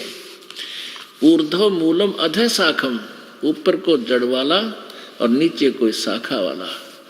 ये अविनाशी ये पीपल का वृक्ष का है, और संसार रूपी पीपल के वृक्ष को अविनाशी कहते हैं। वेद इसके पत्ते कहे गए हैं। यह उस संसार वृक्ष को जो पुरुष मूल सहित तत्व से जानता है, जड़ से लेकर शाखाओं तक जानता है, वह वेद स वेदवित, तम यह वेद स वेदवित। जो तत्व से जानता है वह वेद के तात्पर्य को जानने वाला, अर्थात वो तत्वदर्शी संत है। अब क्या बता दिया परमात्मा ने, अब खुद परमेश्वर ने ही आकर के तत्वदर्शी संत की भूमिका की। क्या बताते हैं, ऊर्ध्व मूलम अधः शाखम। परमात्मा उसके बारे में सिंपल लैंग्वेज में बताया था। अक्षर पुरुष एक पेड़ है, यानी विभाग सहित बताया था प्रभु ने, कबीर जी ने। अक्षर पुरुष एक पेड़ है, निरंजन वाकी डार, और तीनों देवा शाखा है, ये पात रूप संसार। ये देखिएगा, ये पूरा एक संसार रूपी वृक्ष समझो। ये उल्टा लटका, ऊपर को जड़ नीचे को शाखा वाला उल्टा लटका संसार रूपी वृक्ष का चित्र। अब यहां देखिए, जो जमीन से बाहर नजर आता है उसको पेड़ बोलते हैं। जमीन से बाहर तुरंत जो तना है उसको समझो अक्षर पुरुष, अर्थात परब्रह्म। और उससे एक मोटी डार निकलती है, इसको समझो क्षर पुरुष, या क्षर पुरुष, जो ब्रह्म ज्योति निरंजन। और ब्रह्म के तीन पुत्र हैं, यानी इस डार, मोटी डार के फिर तीन शाखाएं हैं, रजगुण ब्रह्मा जी, सतगुण विष्णु जी, तमगुण शिव जी। और हम यहाँ पात रूप संसार। और ये मूल कौन है, ये पूर्ण परमात्मा, परम अक्षर ब्रह्म कबीर जी। ये परम अक्षर ब्रह्म है, सच्चिदानंद घन परमात्मा है, आदि पुरुष परमेश्वर है। और जड़ से ही तना वृक्ष को, जड़ से मूल से पूरे पेड़ को आहार प्राप्त होता है, यानी सबका पालन पोषण करने वाला भी यही परमात्मा, यानी पूर्ण ब्रह्म कबीर जी ही है। अब ये और सिद्ध करेगी पवित्र गीता। अब ये 2 श्लोक और क्लियर करेंगे। ये देखिएगा, श्रीमद् भगवत गीता अध्याय नंबर 15 का ही श्लोक नंबर। अब 2, 3, 4 में कंसेप्ट क्लियर हो जाता है कि रजगुण ब्रह्मा। अब ये देखिएगा, ये हम 15वां अध्याय पढ़ रहे हैं। ये पहला के विषय में बताया कि जो इस संसार रूपी वृक्ष की सब शाखाओं सहित जड़ से लेकर तना तक जो तत्व से जानता है, स वेदवित, वो तत्वदर्शी संत है। फिर इस दूसरे में क्या बताया है कि उस संसार वृक्ष की तीनों गुण रूप रजगुण ब्रह्मा जी, सतगुण विष्णु, तमगुण शिव जी, विषय भोग वाली प्रिय रूपी कोपलों वाली शाखा हैं। ये शाखाएं हैं, इन लिखा है देव मनुष्य और त्रिक आदि योनि रूप शाखाएं। नीचे और ऊपर, ऊर्ध्वम, ऊपर सर्वत्र फैली हुई है। मनुष्य लोक में कर्मों के अनुसार बांधने वाली, कर्मानुबंधनी, यानी कर्मों की फांस में फंसाए रखने का मुख्य कारण भी, मूलानी माने मुख्य कारण, मुख्य जड़ भी नीचे और ऊपर सभी लोकों में व्याप्त हो रही है। अब यहाँ जो मूल का अर्थ है, मुख्य कारण है, ये ब्रह्मा विष्णु महेश तीनों गुण हमें बांधे रखते हैं। इसका मुख्य ये जड़ है, हमें यहाँ फंसाए रखने की मुख्य कारण है। इसका अर्थ ये है। अब यहाँ एक कंसेप्ट और क्लियर करना पड़ेगा कि रजगुण ब्रह्मा है, सतगुण विष्णु, तमगुण शिव जी, और ये तीनों नासवान है। तब आगे चलेगा ये प्रसंग। अब देखिएगा, श्रीमद् देवी भागवत देखिएगा, ये वही देवी पुराण है, गीता प्रेस गोरखपुर से प्रकाशित है, और इसके संपादक हैं हनुमान प्रसाद पोदार चिमनलाल गोस्वामी, और ये गीता प्रेस गोरखपुर से प्रकाशित है। इसके 123 पृष्ठ पे है। अब परमात्मा कबीर परमेश्वर जी अपनी प्यारी आत्मा धर्मदास जी को समझा रहे हैं कि देख, खोल कर देख तेरी देवी पुराण को, उसमें क्या लिखा है। अब धर्मदास जी उनसे परिचित थे। ये देखिएगा 3रा स्कंध और पृष्ठ नंबर 123 पे देवी भागवत। भगवान विष्णु जी अपनी माता दुर्गा की प्रशंसा करते हुए बोल रहे हैं, तुम शुद्ध स्वरूपा हो, यह संसार, सारा संसार तुम ही से उद्भासित हो रहा है। मैं ब्रह्मा और शंकर, विष्णु ब्रह्मा और शंकर, हम सभी तुम्हारी कृपा से विद्यमान हैं। हमारा आविर्भाव यानी जन्म और तिरोभाव में मृत्यु हुआ करता है। हमारा तो जन्म और मृत्यु होता है। केवल तुम ही नित हो, जगत जननी हो, प्रकृति और सनातनी देवी हो। प्रकृति भी दुर्गा को कहते हैं। भगवान शंकर बोले, देवी यदि माँ भाग विष्णु तुम्ही से प्रकट हुए हैं तो उनके बाद उत्पन्न होने वाले ब्रह्मा भी तुम्हारे ही बालक हुए। फिर मैं तमोगुणी लीला करने वाला शंकर क्या तुम्हारी संतान नहीं हुआ? अर्थात मुझे भी उत्पन्न करने वाली तुम ही हो। सिवे संपूर्ण संसार की सृष्टि करने में तुम बड़ी चतुर हो। इस संसार की सृष्टि, स्थिति और संहार में तुम्हारे गुण सदा समर्थ हैं। उन्हीं तीनों गुणों से उत्पन्न हम, रजगुण ब्रह्मा, सद्गुण विष्णु, तम गुण शंकर, नियमानुसार कार्य में तत्पर रहते। इस पवित्र ग्रंथ ने, पवित्र पुराण ने 4 कंसेप्ट क्लियर कर दिए। एक तो ये है कि ब्रह्मा विष्णु महेश नासवान है, इनकी जन्म और मृत्यु होता है। दूसरा ये कर दिया कि ये तीनों दुर्गा के पुत्र हैं। और तीसरा ये कर दिया कि रजगुण ब्रह्मा है, सद्गुण विष्णु, तमगुण शिव जी। और चौथा ये कंसेप्ट कर दिया कि ये केवल वर्क डन देते हैं, जो इनको किया हुआ कर्म अनुसार ही ये दे सकते हैं, उससे ज्यादा नियमानुसार कार्य करने में तत्पर रहते हैं। और अधिक और कति कंसेप्ट क्लियर हो जाएगा कि रजगुण ब्रह्मा, सद्गुण विष्णु, तमगुण शिव जी, तभी हम इस पवित्र सदग्रंथ गीता जी को समझ सकेंगे। क्योंकि गीता जी चारों वेदों का सारांश है, तो इसमें कोड वर्ड ज्यादा है, सांकेतिक शब्द बहुत है, तो उनको तत्वदर्शी संत ही बताएगा। ये कति क्लियर कर रखा है गीता जी में कि वो वेदों और गीता के जानने वाला होगा जो इन कोड वर्डों को विस्तार से खोल देगा। ये देखिएगा श्रीमद् देवी भागवत। ये देवी यहाँ इसमें हिंदी और संस्कृत दोनों विद्यमान है। वहाँ अनुवादकर्ताओं ने कुछ थोड़ा बहुत अपनी मिलावट कर दिया, केवल हिंदी लिखी थी। अब दोनों देखना, श्रीमद् देवी भागवत हिंदी टीका सहित, अथ देवी भागवतम सभाष्टीकम समातम, खेमरा श्री कृष्णदास प्रकाशन, बम्बई 4। इसके अध्याय नंबर 3 में ही, जैसे अभी हम सकंद 3 में, अभी तीसरा सकंद ही आपको सुना था देवी भागवत का हिंदी का, अब ये भी तीसरे सकंद में ही है। श्रीमद् देवी भागवते भाषा टीका युक्ते तृतीय सकंद प्रारंभते। यहाँ संस्कृत भी सही है, लिखा है सहित है। ये है प्रश्न नंबर 11 और प्रश्न नंबर 11 देवी भागवत तृतीय सकंद अध्याय 5 में।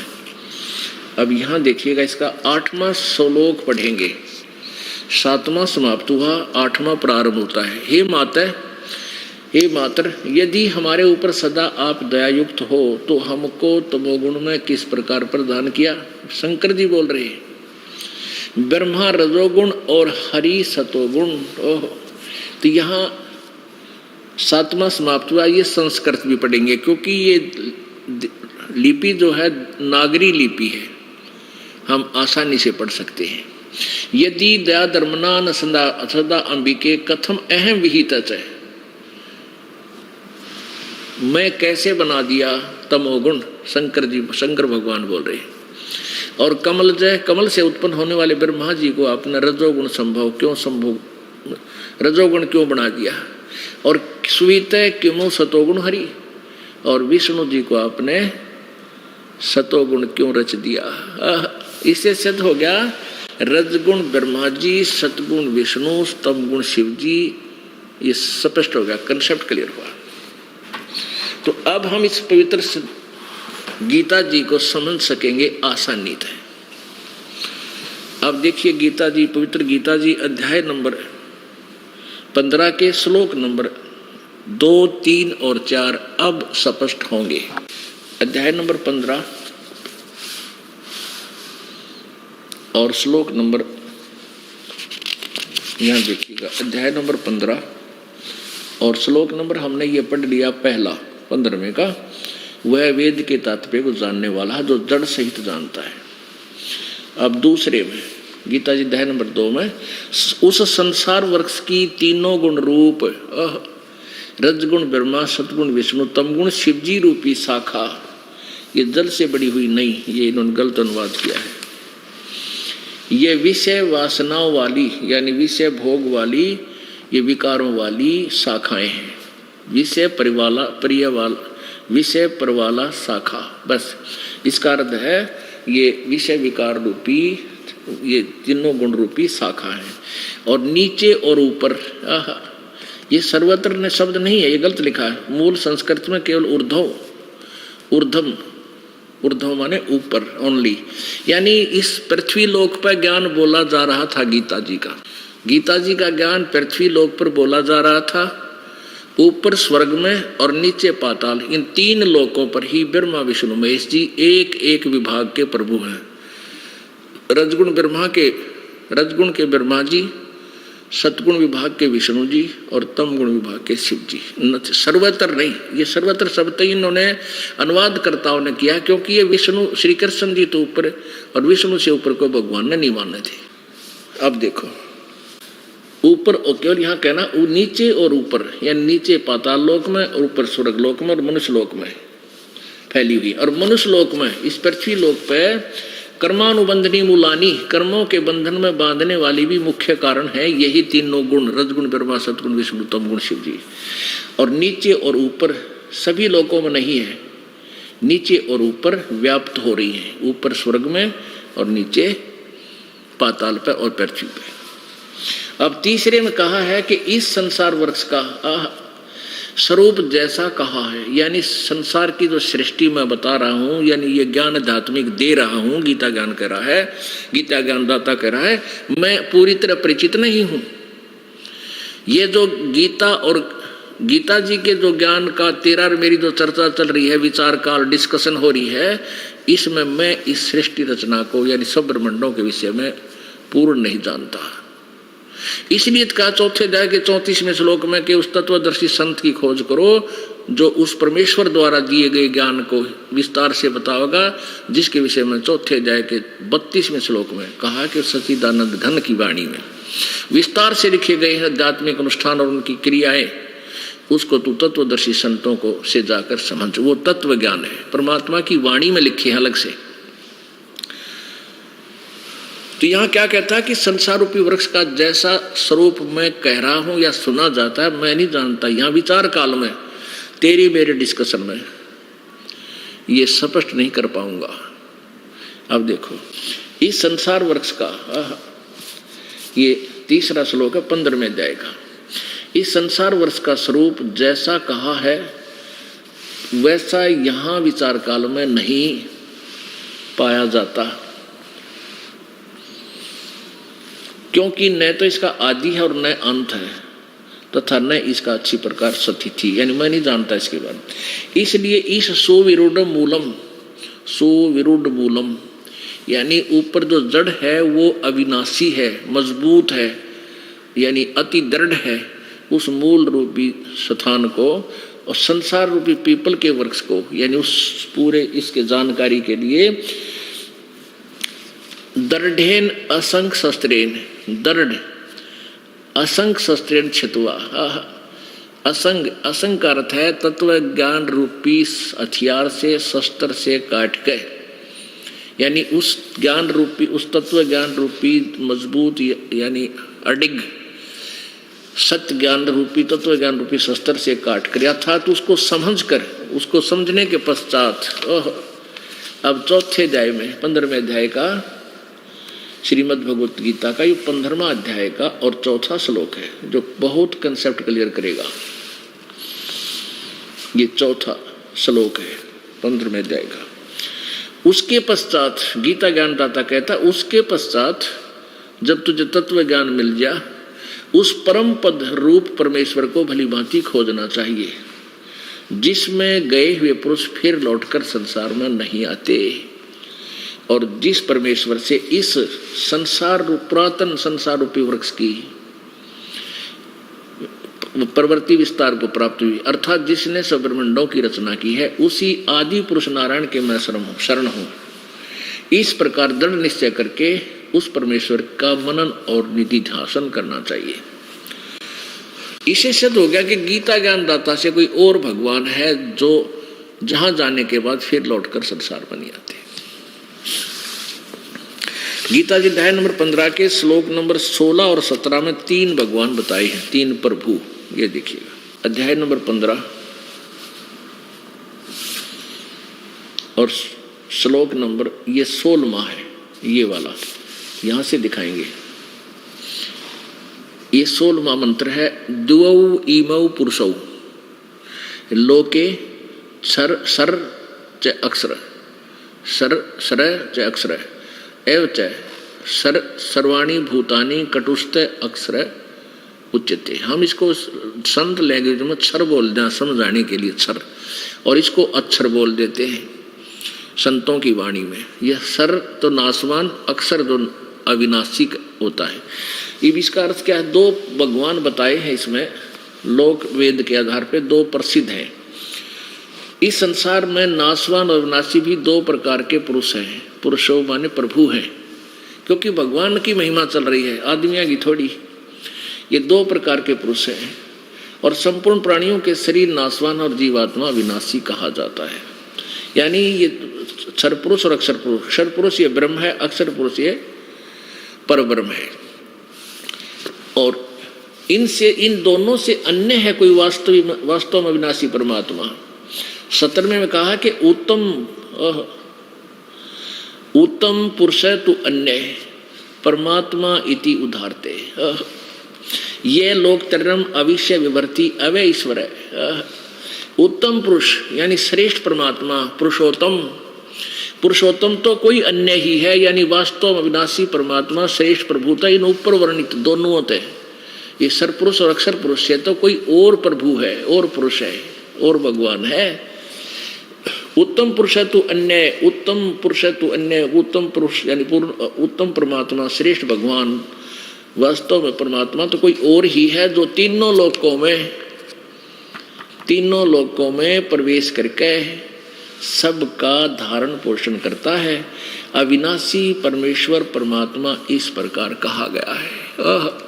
अब कितना स्पष्ट कर दिया। अब ये कंसेप्ट फिर क्लियर हो गया कि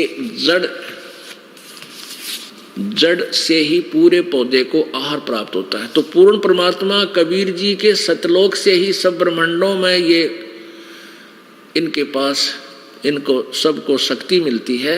ये सभी साधना करते हैं। ये ज्योत स्वरूपी अलख निरंजन दत्ता ध्यान हमारा कबीर भगवान कहते हैं गोरखनाथ जी को कि तरह ये 21 ब्रह्मांड का भगवान भी मेरी भक्ति करता है। तब मैं इसको कुछ टुकड़ा डाल देता हूँ भक्ति के बदले में, तब ये अपने ब्रह्मांड चला रहा है। अब जड़ से खुराक चली तना में। अब देखिएगा, अब पूर्ण परमात्मा से ये तीनों लोकों में प्रवेश करके सबका धारण पोषण यही परमेश्वर करता है कबीर जी। ये पूर्ण ब्रह्म कबीर साहेब। जड़ से खुराक यानी आहार आई तना में, तना से गई इस ज्योति क्षर पुरुष में, अक्षर पुरुष में, पर ब्रह्म में, और फिर सर पुरुष में, डार में, ब्रह्म में, काल में, और फिर इन तीनों देवता ब्रह्मा विष्णु महेश में, और इनके माध्यम से फिर आगे पात रूप संसार इनको जो प्राप्ति होगी, हमारे को जो प्राप्ति होगी वो ब्रह्मा विष्णु महेश के द्वारा ही मिलेगा अपने को। अब जैसे ये अनजान संत जो हिंदू धर्म के प्रवर्तक बने, हिंदू धर्म के जो मार्गदर्शक बने बैठे हैं, वो कहते हैं रामपाल तो निंदा करता है देवी देवताओं की। अन्यो ना बेरा रामपाल तो ज्यों की तो बतावा, जैसा देवी देवताओं के बारे में उनकी जीवनी में लिखा है। ये देखिएगा,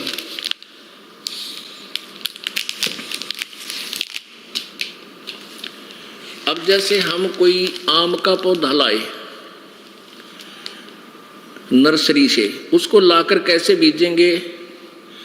नीचे जमीन में या गमले में जड़ को नीचे दबाएंगे मिट्टी में, फिर उस जड़ की सिंचाई करेंगे। तो जड़ से की सिंचाई करने से पूरा पौधा पेड़ बन जाएगा, प्रफुल्लित हो जाएगा, और फिर टहनियाँ के फल अपने आप लगेंगे। ये देखिए, हम ये पौधा लाए आम का, ये देखिएगा, और इसको लाकर हमने जमीन में ऐसे गाड़ दिया गमले में। ये तो फॉर एग्जाम्पल दिखा रहे आपको। अब हमने इसको जड़ को मिट्टी में डाला और जड़ यानी मूल मालिक की पूजा शुरू की, पूर्ण परमात्मा की।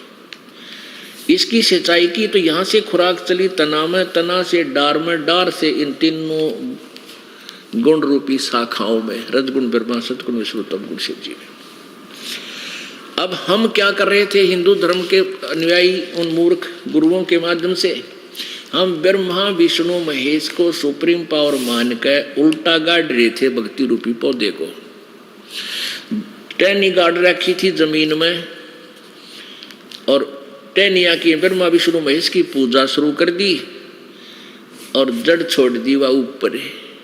तो हमारा भक्ति रूपी पौधा कभी सफल नहीं हो सकता। ये शास्त्र विधि को त्याग कर ये मनमाना आचरण है। गीता जी अध्याय नंबर 16 के श्लोक नंबर 23 में लिखा है, जो शास्त्र विधि को त्याग कर, शास्त्र विधि ये है पूर्ण परमात्मा की भक्ति करो। यहाँ से आपके संस्कार बनेंगे तना में, तना से डार में, डार से तीनों टहनियों में, फिर आपको प्राप्त होंगे, टहनियाँ का फल लगेंगे। अब परमात्मा क्या कहा करते थे कि एक साध्य सब सद है। कबीर जी कह रहे हैं एक साध्य सब सद है और सब साध्य सब जावे, माली सिंचे मूल कुहू फले फुले गाए। एक साध्य सब सद है, यानी इस एक की साधना पूजा से ये सारा भक्ति रूपी पौधा हरा भरा हो गया और ये सब साधने से नष्ट हो जाएगा। तीनों टहनियों की पूजा करने से, ब्रह्मा विष्णु महेश की पूजा करने वाले मूर्ख होते हैं। दास नहीं कह रहा, नाराज ना हो, अभी लालटेन दिखाऊंगा। अब देखिए, अब यहाँ ऐसे कर, दास कह रहा है कि आप जी ऐसे किए हुए हो और परमेश्वर ने बताया कि आप इसको ऐसे कर लो, बस ये ब्रह्मा विष्णु महेश रूपी हमें टहनियाँ फल देंगी, क्योंकि हमारे संस्कार बनकर इन्हीं के पास आएंगे और ये ब्रह्मा विष्णु महेश ही हमें वर्क डन देंगे जैसा हमने कर्म किया है। अब लालटेन दिखाता हूँ। पुण्यात्माओं, दुख मत मानना कि ब्रह्मा विष्णु महेश की पूजा करने वाले मूर्ख होते हैं। दास नहीं कह रहा, पवित्र श्रीमद् भगवत गीता जी का अध्याय नंबर 7 कह रहा है। ये देखिएगा, ये श्रीमद् भगवत गीता जय दयाल गोविंद का जी इसके अनुवादक हैं और गीता प्रेस गोरखपुर से ये प्रकाशित है। अब हम इसके 7वां अध्याय आपको पढ़कर सुनाएंगे।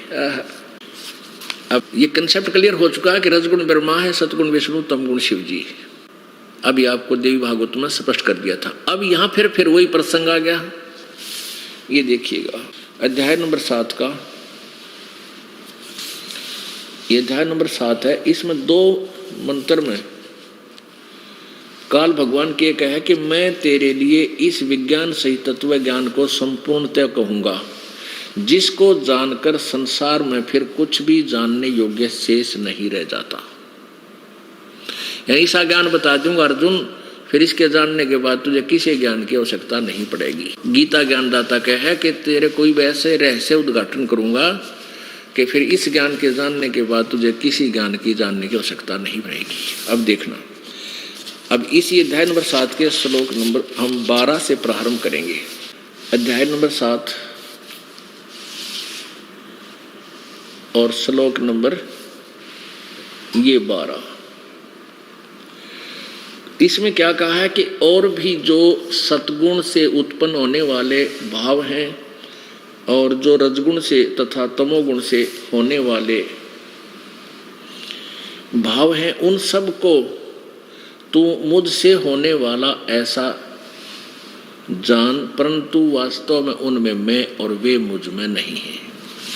अब तीनों गुणों रजगुण ब्रह्मा, सतगुण विष्णु, तमगुण शिव जी से, रजगुण ब्रह्मा से उत्पत्ति, सतगुण विष्णु से सतिथि और तमगुण शंकर से संहार जो हो रहा है, कहते इसका मुख्य कारण मैं हूं, काल बोल रहा है।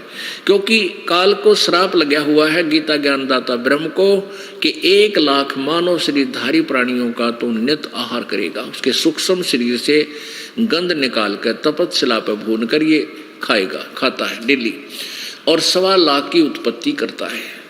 इसलिए ये कह रहा है कि तीनों गुणों से रजगुण ब्रह्मा से जो उत्पत्ति, सतगुण विष्णु से सतिथि और तमगुण शिव जी से संहार जो हो रहा है, इसका मुख्य कारण मैं हूं, पर ये मुझ में नहीं और मैं इनमें नहीं, क्योंकि ये इनसे अलग रहता है, अलग है, ब्रह्मा विष्णु महेश से अलग है ये काल। ये इनके समक्ष भी नहीं आता, इनको धोखे में रखता है। अब 13वें में कमाल कर दिया है। अब 13वां श्लोक देखिएगा, 7वें अध्याय का 13वां श्लोक। गुणों के कार्य रूप सात्विक, राजस और तामस, इन तीनों प्रकारों के भाव से सारा संसार प्राणी समुदाय मोहित हो रहा है। इन तीनों गुणों से परे मुझ अविनाशी को नहीं जानता।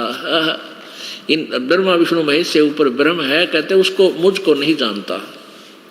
आगे देखो 14 में, क्योंकि यह अलौकिक अति अद्भुत त्रिगुण में मेरी माया, रजगुण ब्रह्मा, सतगुण विष्णु, तमगुण जी द्वारा फैला गया जाल, कहते हैं बड़ी दुस्तर है, बड़ी खतरनाक है।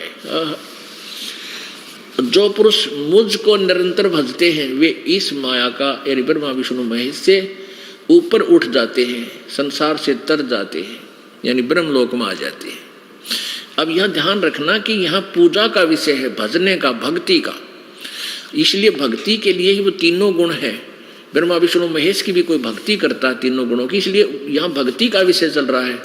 ये कई उलझा देते हैं, गुण कोई और होते हैं, नहीं, ये स्पष्ट किया है। अब 15वें में कह दिया कि जिनका माया के द्वारा जिनका ज्ञान हरा जा चुका है, जो ब्रह्मा विष्णु महेश जी से ही मिलने वाले आध्यात्मिक लाभ पर आश्रित हैं, वो किसी की नहीं सुनते। उनके विषय बताया कि उनके द्वारा जिनकी बुद्धि हर ली गई है, वो असुर स्वभाव को धारण किए हुए, असुर माने राक्षस से धारण किए, मनुष्यों में नीच और दूषित कर्म करने वाले, बुरे कर्म करने वाले मूढ़ यानी मूर्ख लोग मुझको नहीं भजते। ये ब्रह्मा विष्णु महेश तक सीमित रहते हैं। इनको चार लताड़ मार रखी है गीता ज्ञानदाता ने, है कि राक्षस स्वभाव को धारण किए हुए, मनुष्यों में नीच और दुष्कर्म करने वाले और मूढ़ मुझको नहीं भजते। इसी से है कि वो तीनों गुण भी भजने वाले हैं, रजगुण ब्रह्मा जी, सतगुण विष्णु, तमगुण शिव जी, उनकी पूजा कोई करते हैं, इसलिए यह मना किया। अब इसका एक कंसेप्ट क्लियर करेंगे कि जैसे तमगुण शिव जी की पूजा की थी, किसने? श्री तमगुण शिव जी की पूजा की थी रावण ने, और रावण क्या कहलाया? सर्वविदित है। राक्षस कहलाया, पूरे कुंभा गाणी करवा दी, और अपनी ही माता को, त्रिलोक की माता को, सीता जी को, अपनी माँ को उठा ला और उससे दुष्कर्म करने की चेष्टा की, लेकिन वह देवी शक्ति युक्त थी, वो नीच सफल नहीं हो पाया और कुत्ते वाली मौत मारा गया। इसी प्रकार एक भस्मागिरी नाम का साधक था, तपस्वी था। ये गिरिपुरी और नागा ओगड़, ये सारे शिव, नाथ कनपाड़े, ये सारे शिव जी के उपासक होते हैं, तमगुण शिव के। और वैष्णव जो होते हैं ये विष्णु जी के उपासक होते हैं।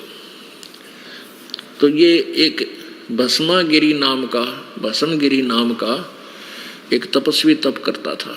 भगवान शिव जी के कैलाश पर्वत पर उसके द्वार के सामने उसने धरना दे दिया, ऊपर ने पैर नीचे ने सिर करके तपस्या शुरू कर दी। 12 वर्ष के बाद पार्वती जी के कहने से भगवान शंकर तमगुण ने पूछा कि बोल क्या मांगता है बच्चा। अब बच्चा बोला कि वचनबद्ध हो जा गुरुजी, भगवान जब मांगू। भस्मगिरी बोला। भगवान शंकर बोले भाई ठीक है, मैं वचनबद्ध हो गया। तो खड़ा हो गया जब वह छोड़ के साधना और कहने लगा कि ये भस्म कड़ा दे दे जो तेरे हाथ में है।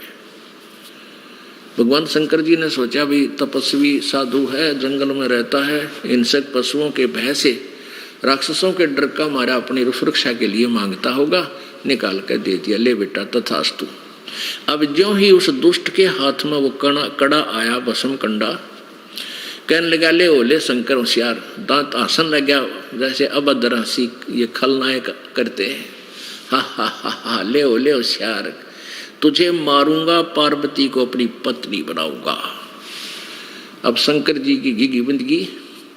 अब शंकर जी ने देखा सच में दोस्ती तो आ लिया निकटे, एकदम भाव बदल गया उसका, बोली से पता लगे तो दुष्टता पा चुका है। तो श्री वो भगवान तमगुण शंकर जी वहां से दौड़ दिए। अब शंकर जी आगे आ गए और वो उपासक पाछे पाछे खकार ठारे। अब जाइए भगवान शंकर जी अविनाशी होते तो भागते क्यों? दास नहीं कह रहा, शिवपुराण में दिखाऊंगा आपको। शिवपुराण में लिखा है, इनकी जीवनी में लिखा भगवानों की में। फिर कहते हैं भगवान विष्णु ने आकर मोहनी वो पार्वती रूप बनाया, क्योंकि तो पार्वती के चक्कर में नीच कर्म कर रहा था, अपनी माँ के ऊपर आसक्त हो गया। भगवान मानर भगवान की पत्नी के ऊपर दुष्कर्म करने की नीयत से तप कर रहा, शंकर भगवान नहीं जान सके। इससे सिद्ध है कि ये अंतर्यामी भी नहीं है ब्रह्मा विष्णु महेश जी। अंतर्यामी होते तो जान लेते ये दुष्ट क्या बकवास कर रहा है, इसका दो मारते गेर का जूत उड़ा। तो इससे फिर भगवान विष्णु ने पार्वती रूप बनाया, वहां प्रकट हो गए। उसने दूर से दिख गए काल, उस भस्मागिरी ने वहीं डट गया, लाग गया ब्रेक।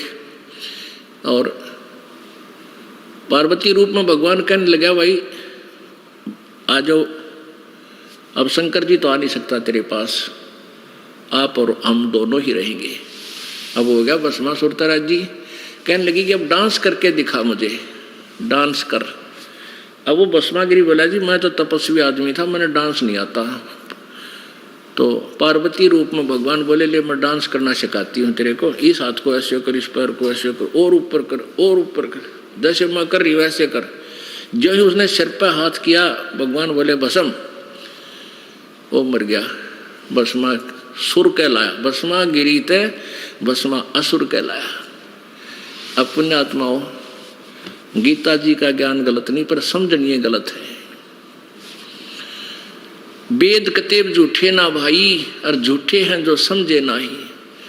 जब परमात्मा ने ये सारा ज्ञान खोल कर धर्मदास जी को बता दिया, कबीर परमेश्वर जी ने, तब धर्मदास जी बोले हे भगवान फिर ये वेद और कतेब तो झूठे हैं, क्योंकि उनको दिखा नहीं था वेद वेदों को, वैसे वर्बली बताया था।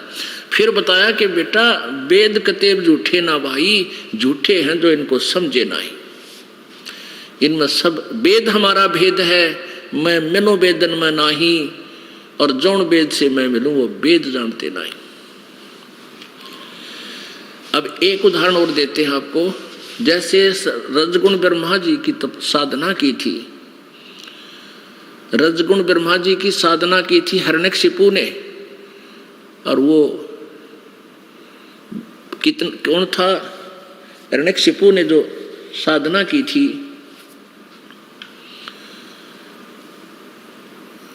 ब्रह्मा जी की, और के बना अपने पुत्र का शत्रु हो गया प्रहलाद का, और वो जुल्म किए, राक्षस कहलाया और कुत्ते वाली मौत मरा। कहते हैं हिरणा कुछ छाती तुड़वाई और ब्राह्मण बाणा और कर्म कसाई। जब साधना करते हैं तो यानी साधक रूप होते हैं, ब्राह्मण रूप होते हैं, भक्त रूप होकर के भक्ति की और कर्म इसे जुल्म कर दिए। कहते हिरणा कुछ छाती तड़वाई और ब्राह्मण बाणा और कर्म कसाई। कर्म तो दुष्टों वाले, ऊपर तो भगत बन के सिद्धियां प्राप्त कर लेते हैं, फिर ऐसी दुष्टता पर आ जाते हैं। अब ये तीनों गुणों के उपासकों को श्रीमद् भगवत गीता जी ने बताया है, दास विश्लेषण कर रहा ओनली। एक बार हरिद्वार के अंदर कुंभ का मेला भरा, कुंभ का पर्व हुआ, उसमें पर भी लगने का समय निर्धारित हुआ। उस समय ये गिरी, पुरी, नागा, औघड़ जितने भी हैं, ये सन्यासी, वैष्णव सारे पहुंच जाते हैं वहाँ, अपने अलग अलग ग्रुप में इकट्ठे हो जाते हैं। और फिर स्नान करने का जो समय होता है, उस समय वो सभी अपने अपने अलग अलग पूरे समुदाय में ग्रुप का ग्रुप प्रस्थान कर देता। तो उस दिन बहुत पहले की बात है, उस समय सबसे पहले नागा पहुंच गए। कति नंगे रहते हैं, ये शंकर जी के उपासक होते हैं, और हर की पैड़ियों पर छा गए कई हजारों की संख्या में। पीछे से वैष्णव साधु आगे, सतगुण विष्णु जी के उपासक, वो कहने लगे नागाओं को, वो नंगे रहते हैं, कति नहीं वस्त्र है। उनसे कहा कि तुम पहले स्नान नहीं करोगे, हम पहले स्नान करेंगे, तुम बाहर आओ। अब नागा, हम श्रेष्ठ हैं। नागा कहने लगे हम श्रेष्ठ हैं, हम त्यागी और बैरागी हैं, हम कोई वस्त्र तक भी नहीं रखते हैं, हम सर्वश्रेष्ठ साधु हैं, हम प्रथम स्नान करेंगे। अब विष्णु जी के उपासक कहते हैं हम सर्वश्रेष्ठ हैं, हम विष्णु जी के उपासक हैं, और तुम श्रेष्ठ नहीं हो, नंग्यो, टट्टी के हाथ भी ना धोते, शरड़ फरड़ो, बाहर मरो तुम, सारे राख लपेट रखी हैं।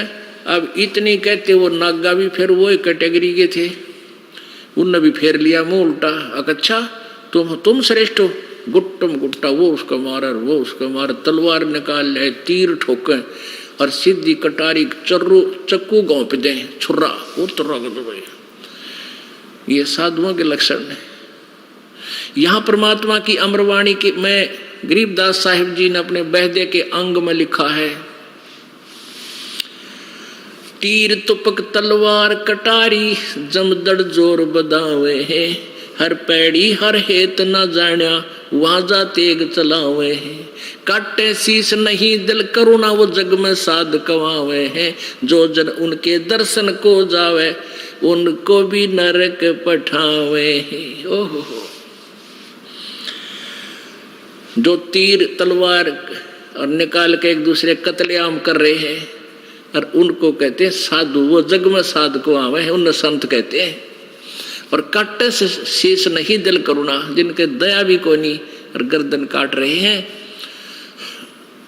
जो जन उनके दर्शन को भी जावे उनका शेष बन जाता है। कहना है कि है नाश करें कति, जब उनके दर्शन करने भी चला जाए तो भी पाप का भागी हो, क्योंकि वह तो वह पढ़ाई पढ़ाओगे। अब यह पवित्र गीता जी ने स्पष्ट कर दिया कि तीनों गुणों रजगुण ब्रह्मा, सतगुण विष्णु, तमगुण शिव जी के उपासक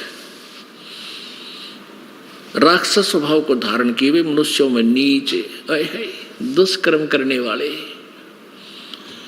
और मूर्ख मेरी भक्ति भी ना करते, मेरी साधना नहीं करते। गीता ज्ञानदाता कहता है मेरी भक्ति 4 प्रकार के करते। अध्याय नंबर 7 के 16, 17 और 18 में एक तो आर्त होते हैं संकट निवारण के लिए वेदों के मंत्रों से ही जंतर मंत्र अनुष्ठान करते हैं, वो किसी और आरती उर्ती नहीं करते, ओम जय जगदीश्वर स्वामी जय जगदीश इस तरह के नहीं करते हो।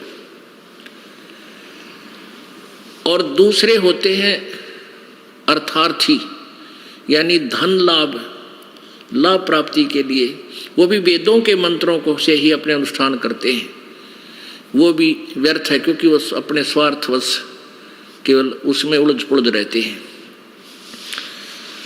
और तीसरे बताए हैं जिज्ञासु वो होते हैं जो परमात्मा प्राप्ति के लिए घर से निकले, कोई भी साधु के विषय में जानकारी प्राप्त हुई, साधु सुना, उसके पास पहुंच गए और साधु के पास जो भी गोबर भरा था वो उस जिज्ञासु में ठोक दिया। अब 2 के पास गया, 3 के पास गया, 4 के पास गया, उन 4-5 संतों के असंतों से उनको संत मान के उसने उनसे जो ज्ञान सुना, जो भी कहीं का ईंट कहीं का रोड़ा, उसको फिर स्वयं वक्ता बन गया। अब वेदों का ज्ञान ना ब्रह्मा जी को, ना विष्णु जी को, ना शिव जी को, तीन उपासकों को कहां से होगा? ये सोचने की बात अभी आपने श्रीमद् देवी भागवत के प्रश्न नंबर 28-29 पर सुना, और फिर 562-63 पे देवी ने खुद बताया कि उस ब्रह्म की साधना करो। ब्रह्मा विष्णु तो कहता मैं देवी से ऊपर कोई भगवान नहीं मानता, कोई देवता नहीं है, कोई प्रभु नहीं है, और दुर्गा कहती है ब्रह्म की साधना करो। देवी भागवत प्रश्न नंबर 562-63 पे उसका ओम मंत्र है और वो ब्रह्मलोक में रहता है, और ब्रह्म कह रहा है कि उसकी पूजा करो जो सर्वशक्तिमान सर्वेश्वर। गीता जी अध्याय नंबर 18 के श्लोक नंबर 62 में कहा कि अर्जुन तू सर्वभाव से उस परमेश्वर की शरण में जा, कोई अन्य है गीता ज्ञानदाता से, उसकी कृपा से तू परम शांति और शाश्वत स्थान यानी सतलोक को प्राप्त होगा।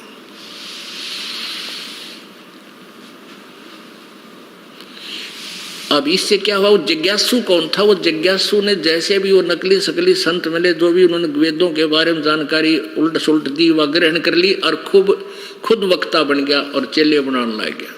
अब गीता ज्ञानदाता कहता वो भी मेरे लिए रिजेक्टेड है, वो अच्छा आदमी नहीं, वो भी अपने जीवन व्यर्थ कर रहा है। और चौथे पर है वो ज्ञानी आत्मा। ज्ञानी आत्मा कौन बताई?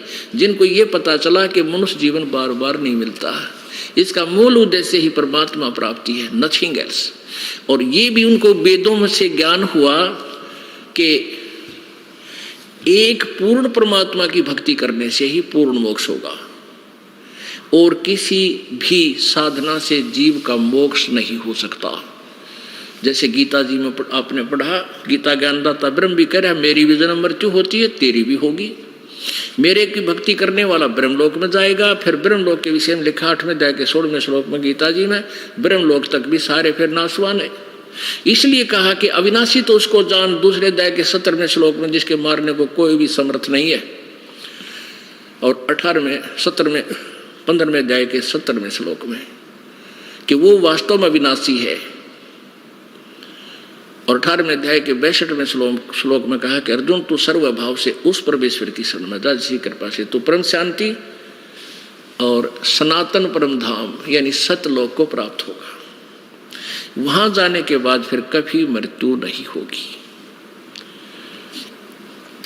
तो पांचवें जो ज्ञानी हैं, उन्होंने जैसा भी ज्ञान इन अज्ञानियों से सुनते हैं, इन ब्रह्मा दूसरे जो ऋषि बने फिरे होते हैं, उनसे जो भी ज्ञान सुना, उन्होंने जैसा भी ज्ञान को समझा उनसे, उनमें ये मान लिया वे एक भगवान की भक्ति करनी चाहिए, ब्रह्म की। जैसे देवी भागवत में देवी खुद हिमालय को कह रही है कि उस ब्रह्म की पूजा कर, और उसका ओम मंत्र है, सब बातें त्याग दे, और कुछ भी जंतर मंत्र तीर्थ व्रत कुछ मत करके, और एक ओम नाम का जाप कर। अब जैसे देवी विचलित है, देवी कैसे विचलित है पुण्यात्मा? ये दास बार बार ये लालटेन क्यों दिखावा है कि कहीं कोई बिदक ना जा। अब जैसे एक अंधा अंधेरे में लालटेन लिए जा रहा था, जगती हुई लालटेन यानी टॉर्च, बच्चे आ रहे थे, अंधा कह रहा है, बोला कि बेटा देखियो मुझे दिखाई नहीं देता, देखना बच्चों ध्यान से चलना। अब वो बच्चे कहने लगे बाबा क्या तुझे सचमुच नहीं दिखता? कहा बेटा मैं अंधा हूं, मुझे दिखाई नहीं देता।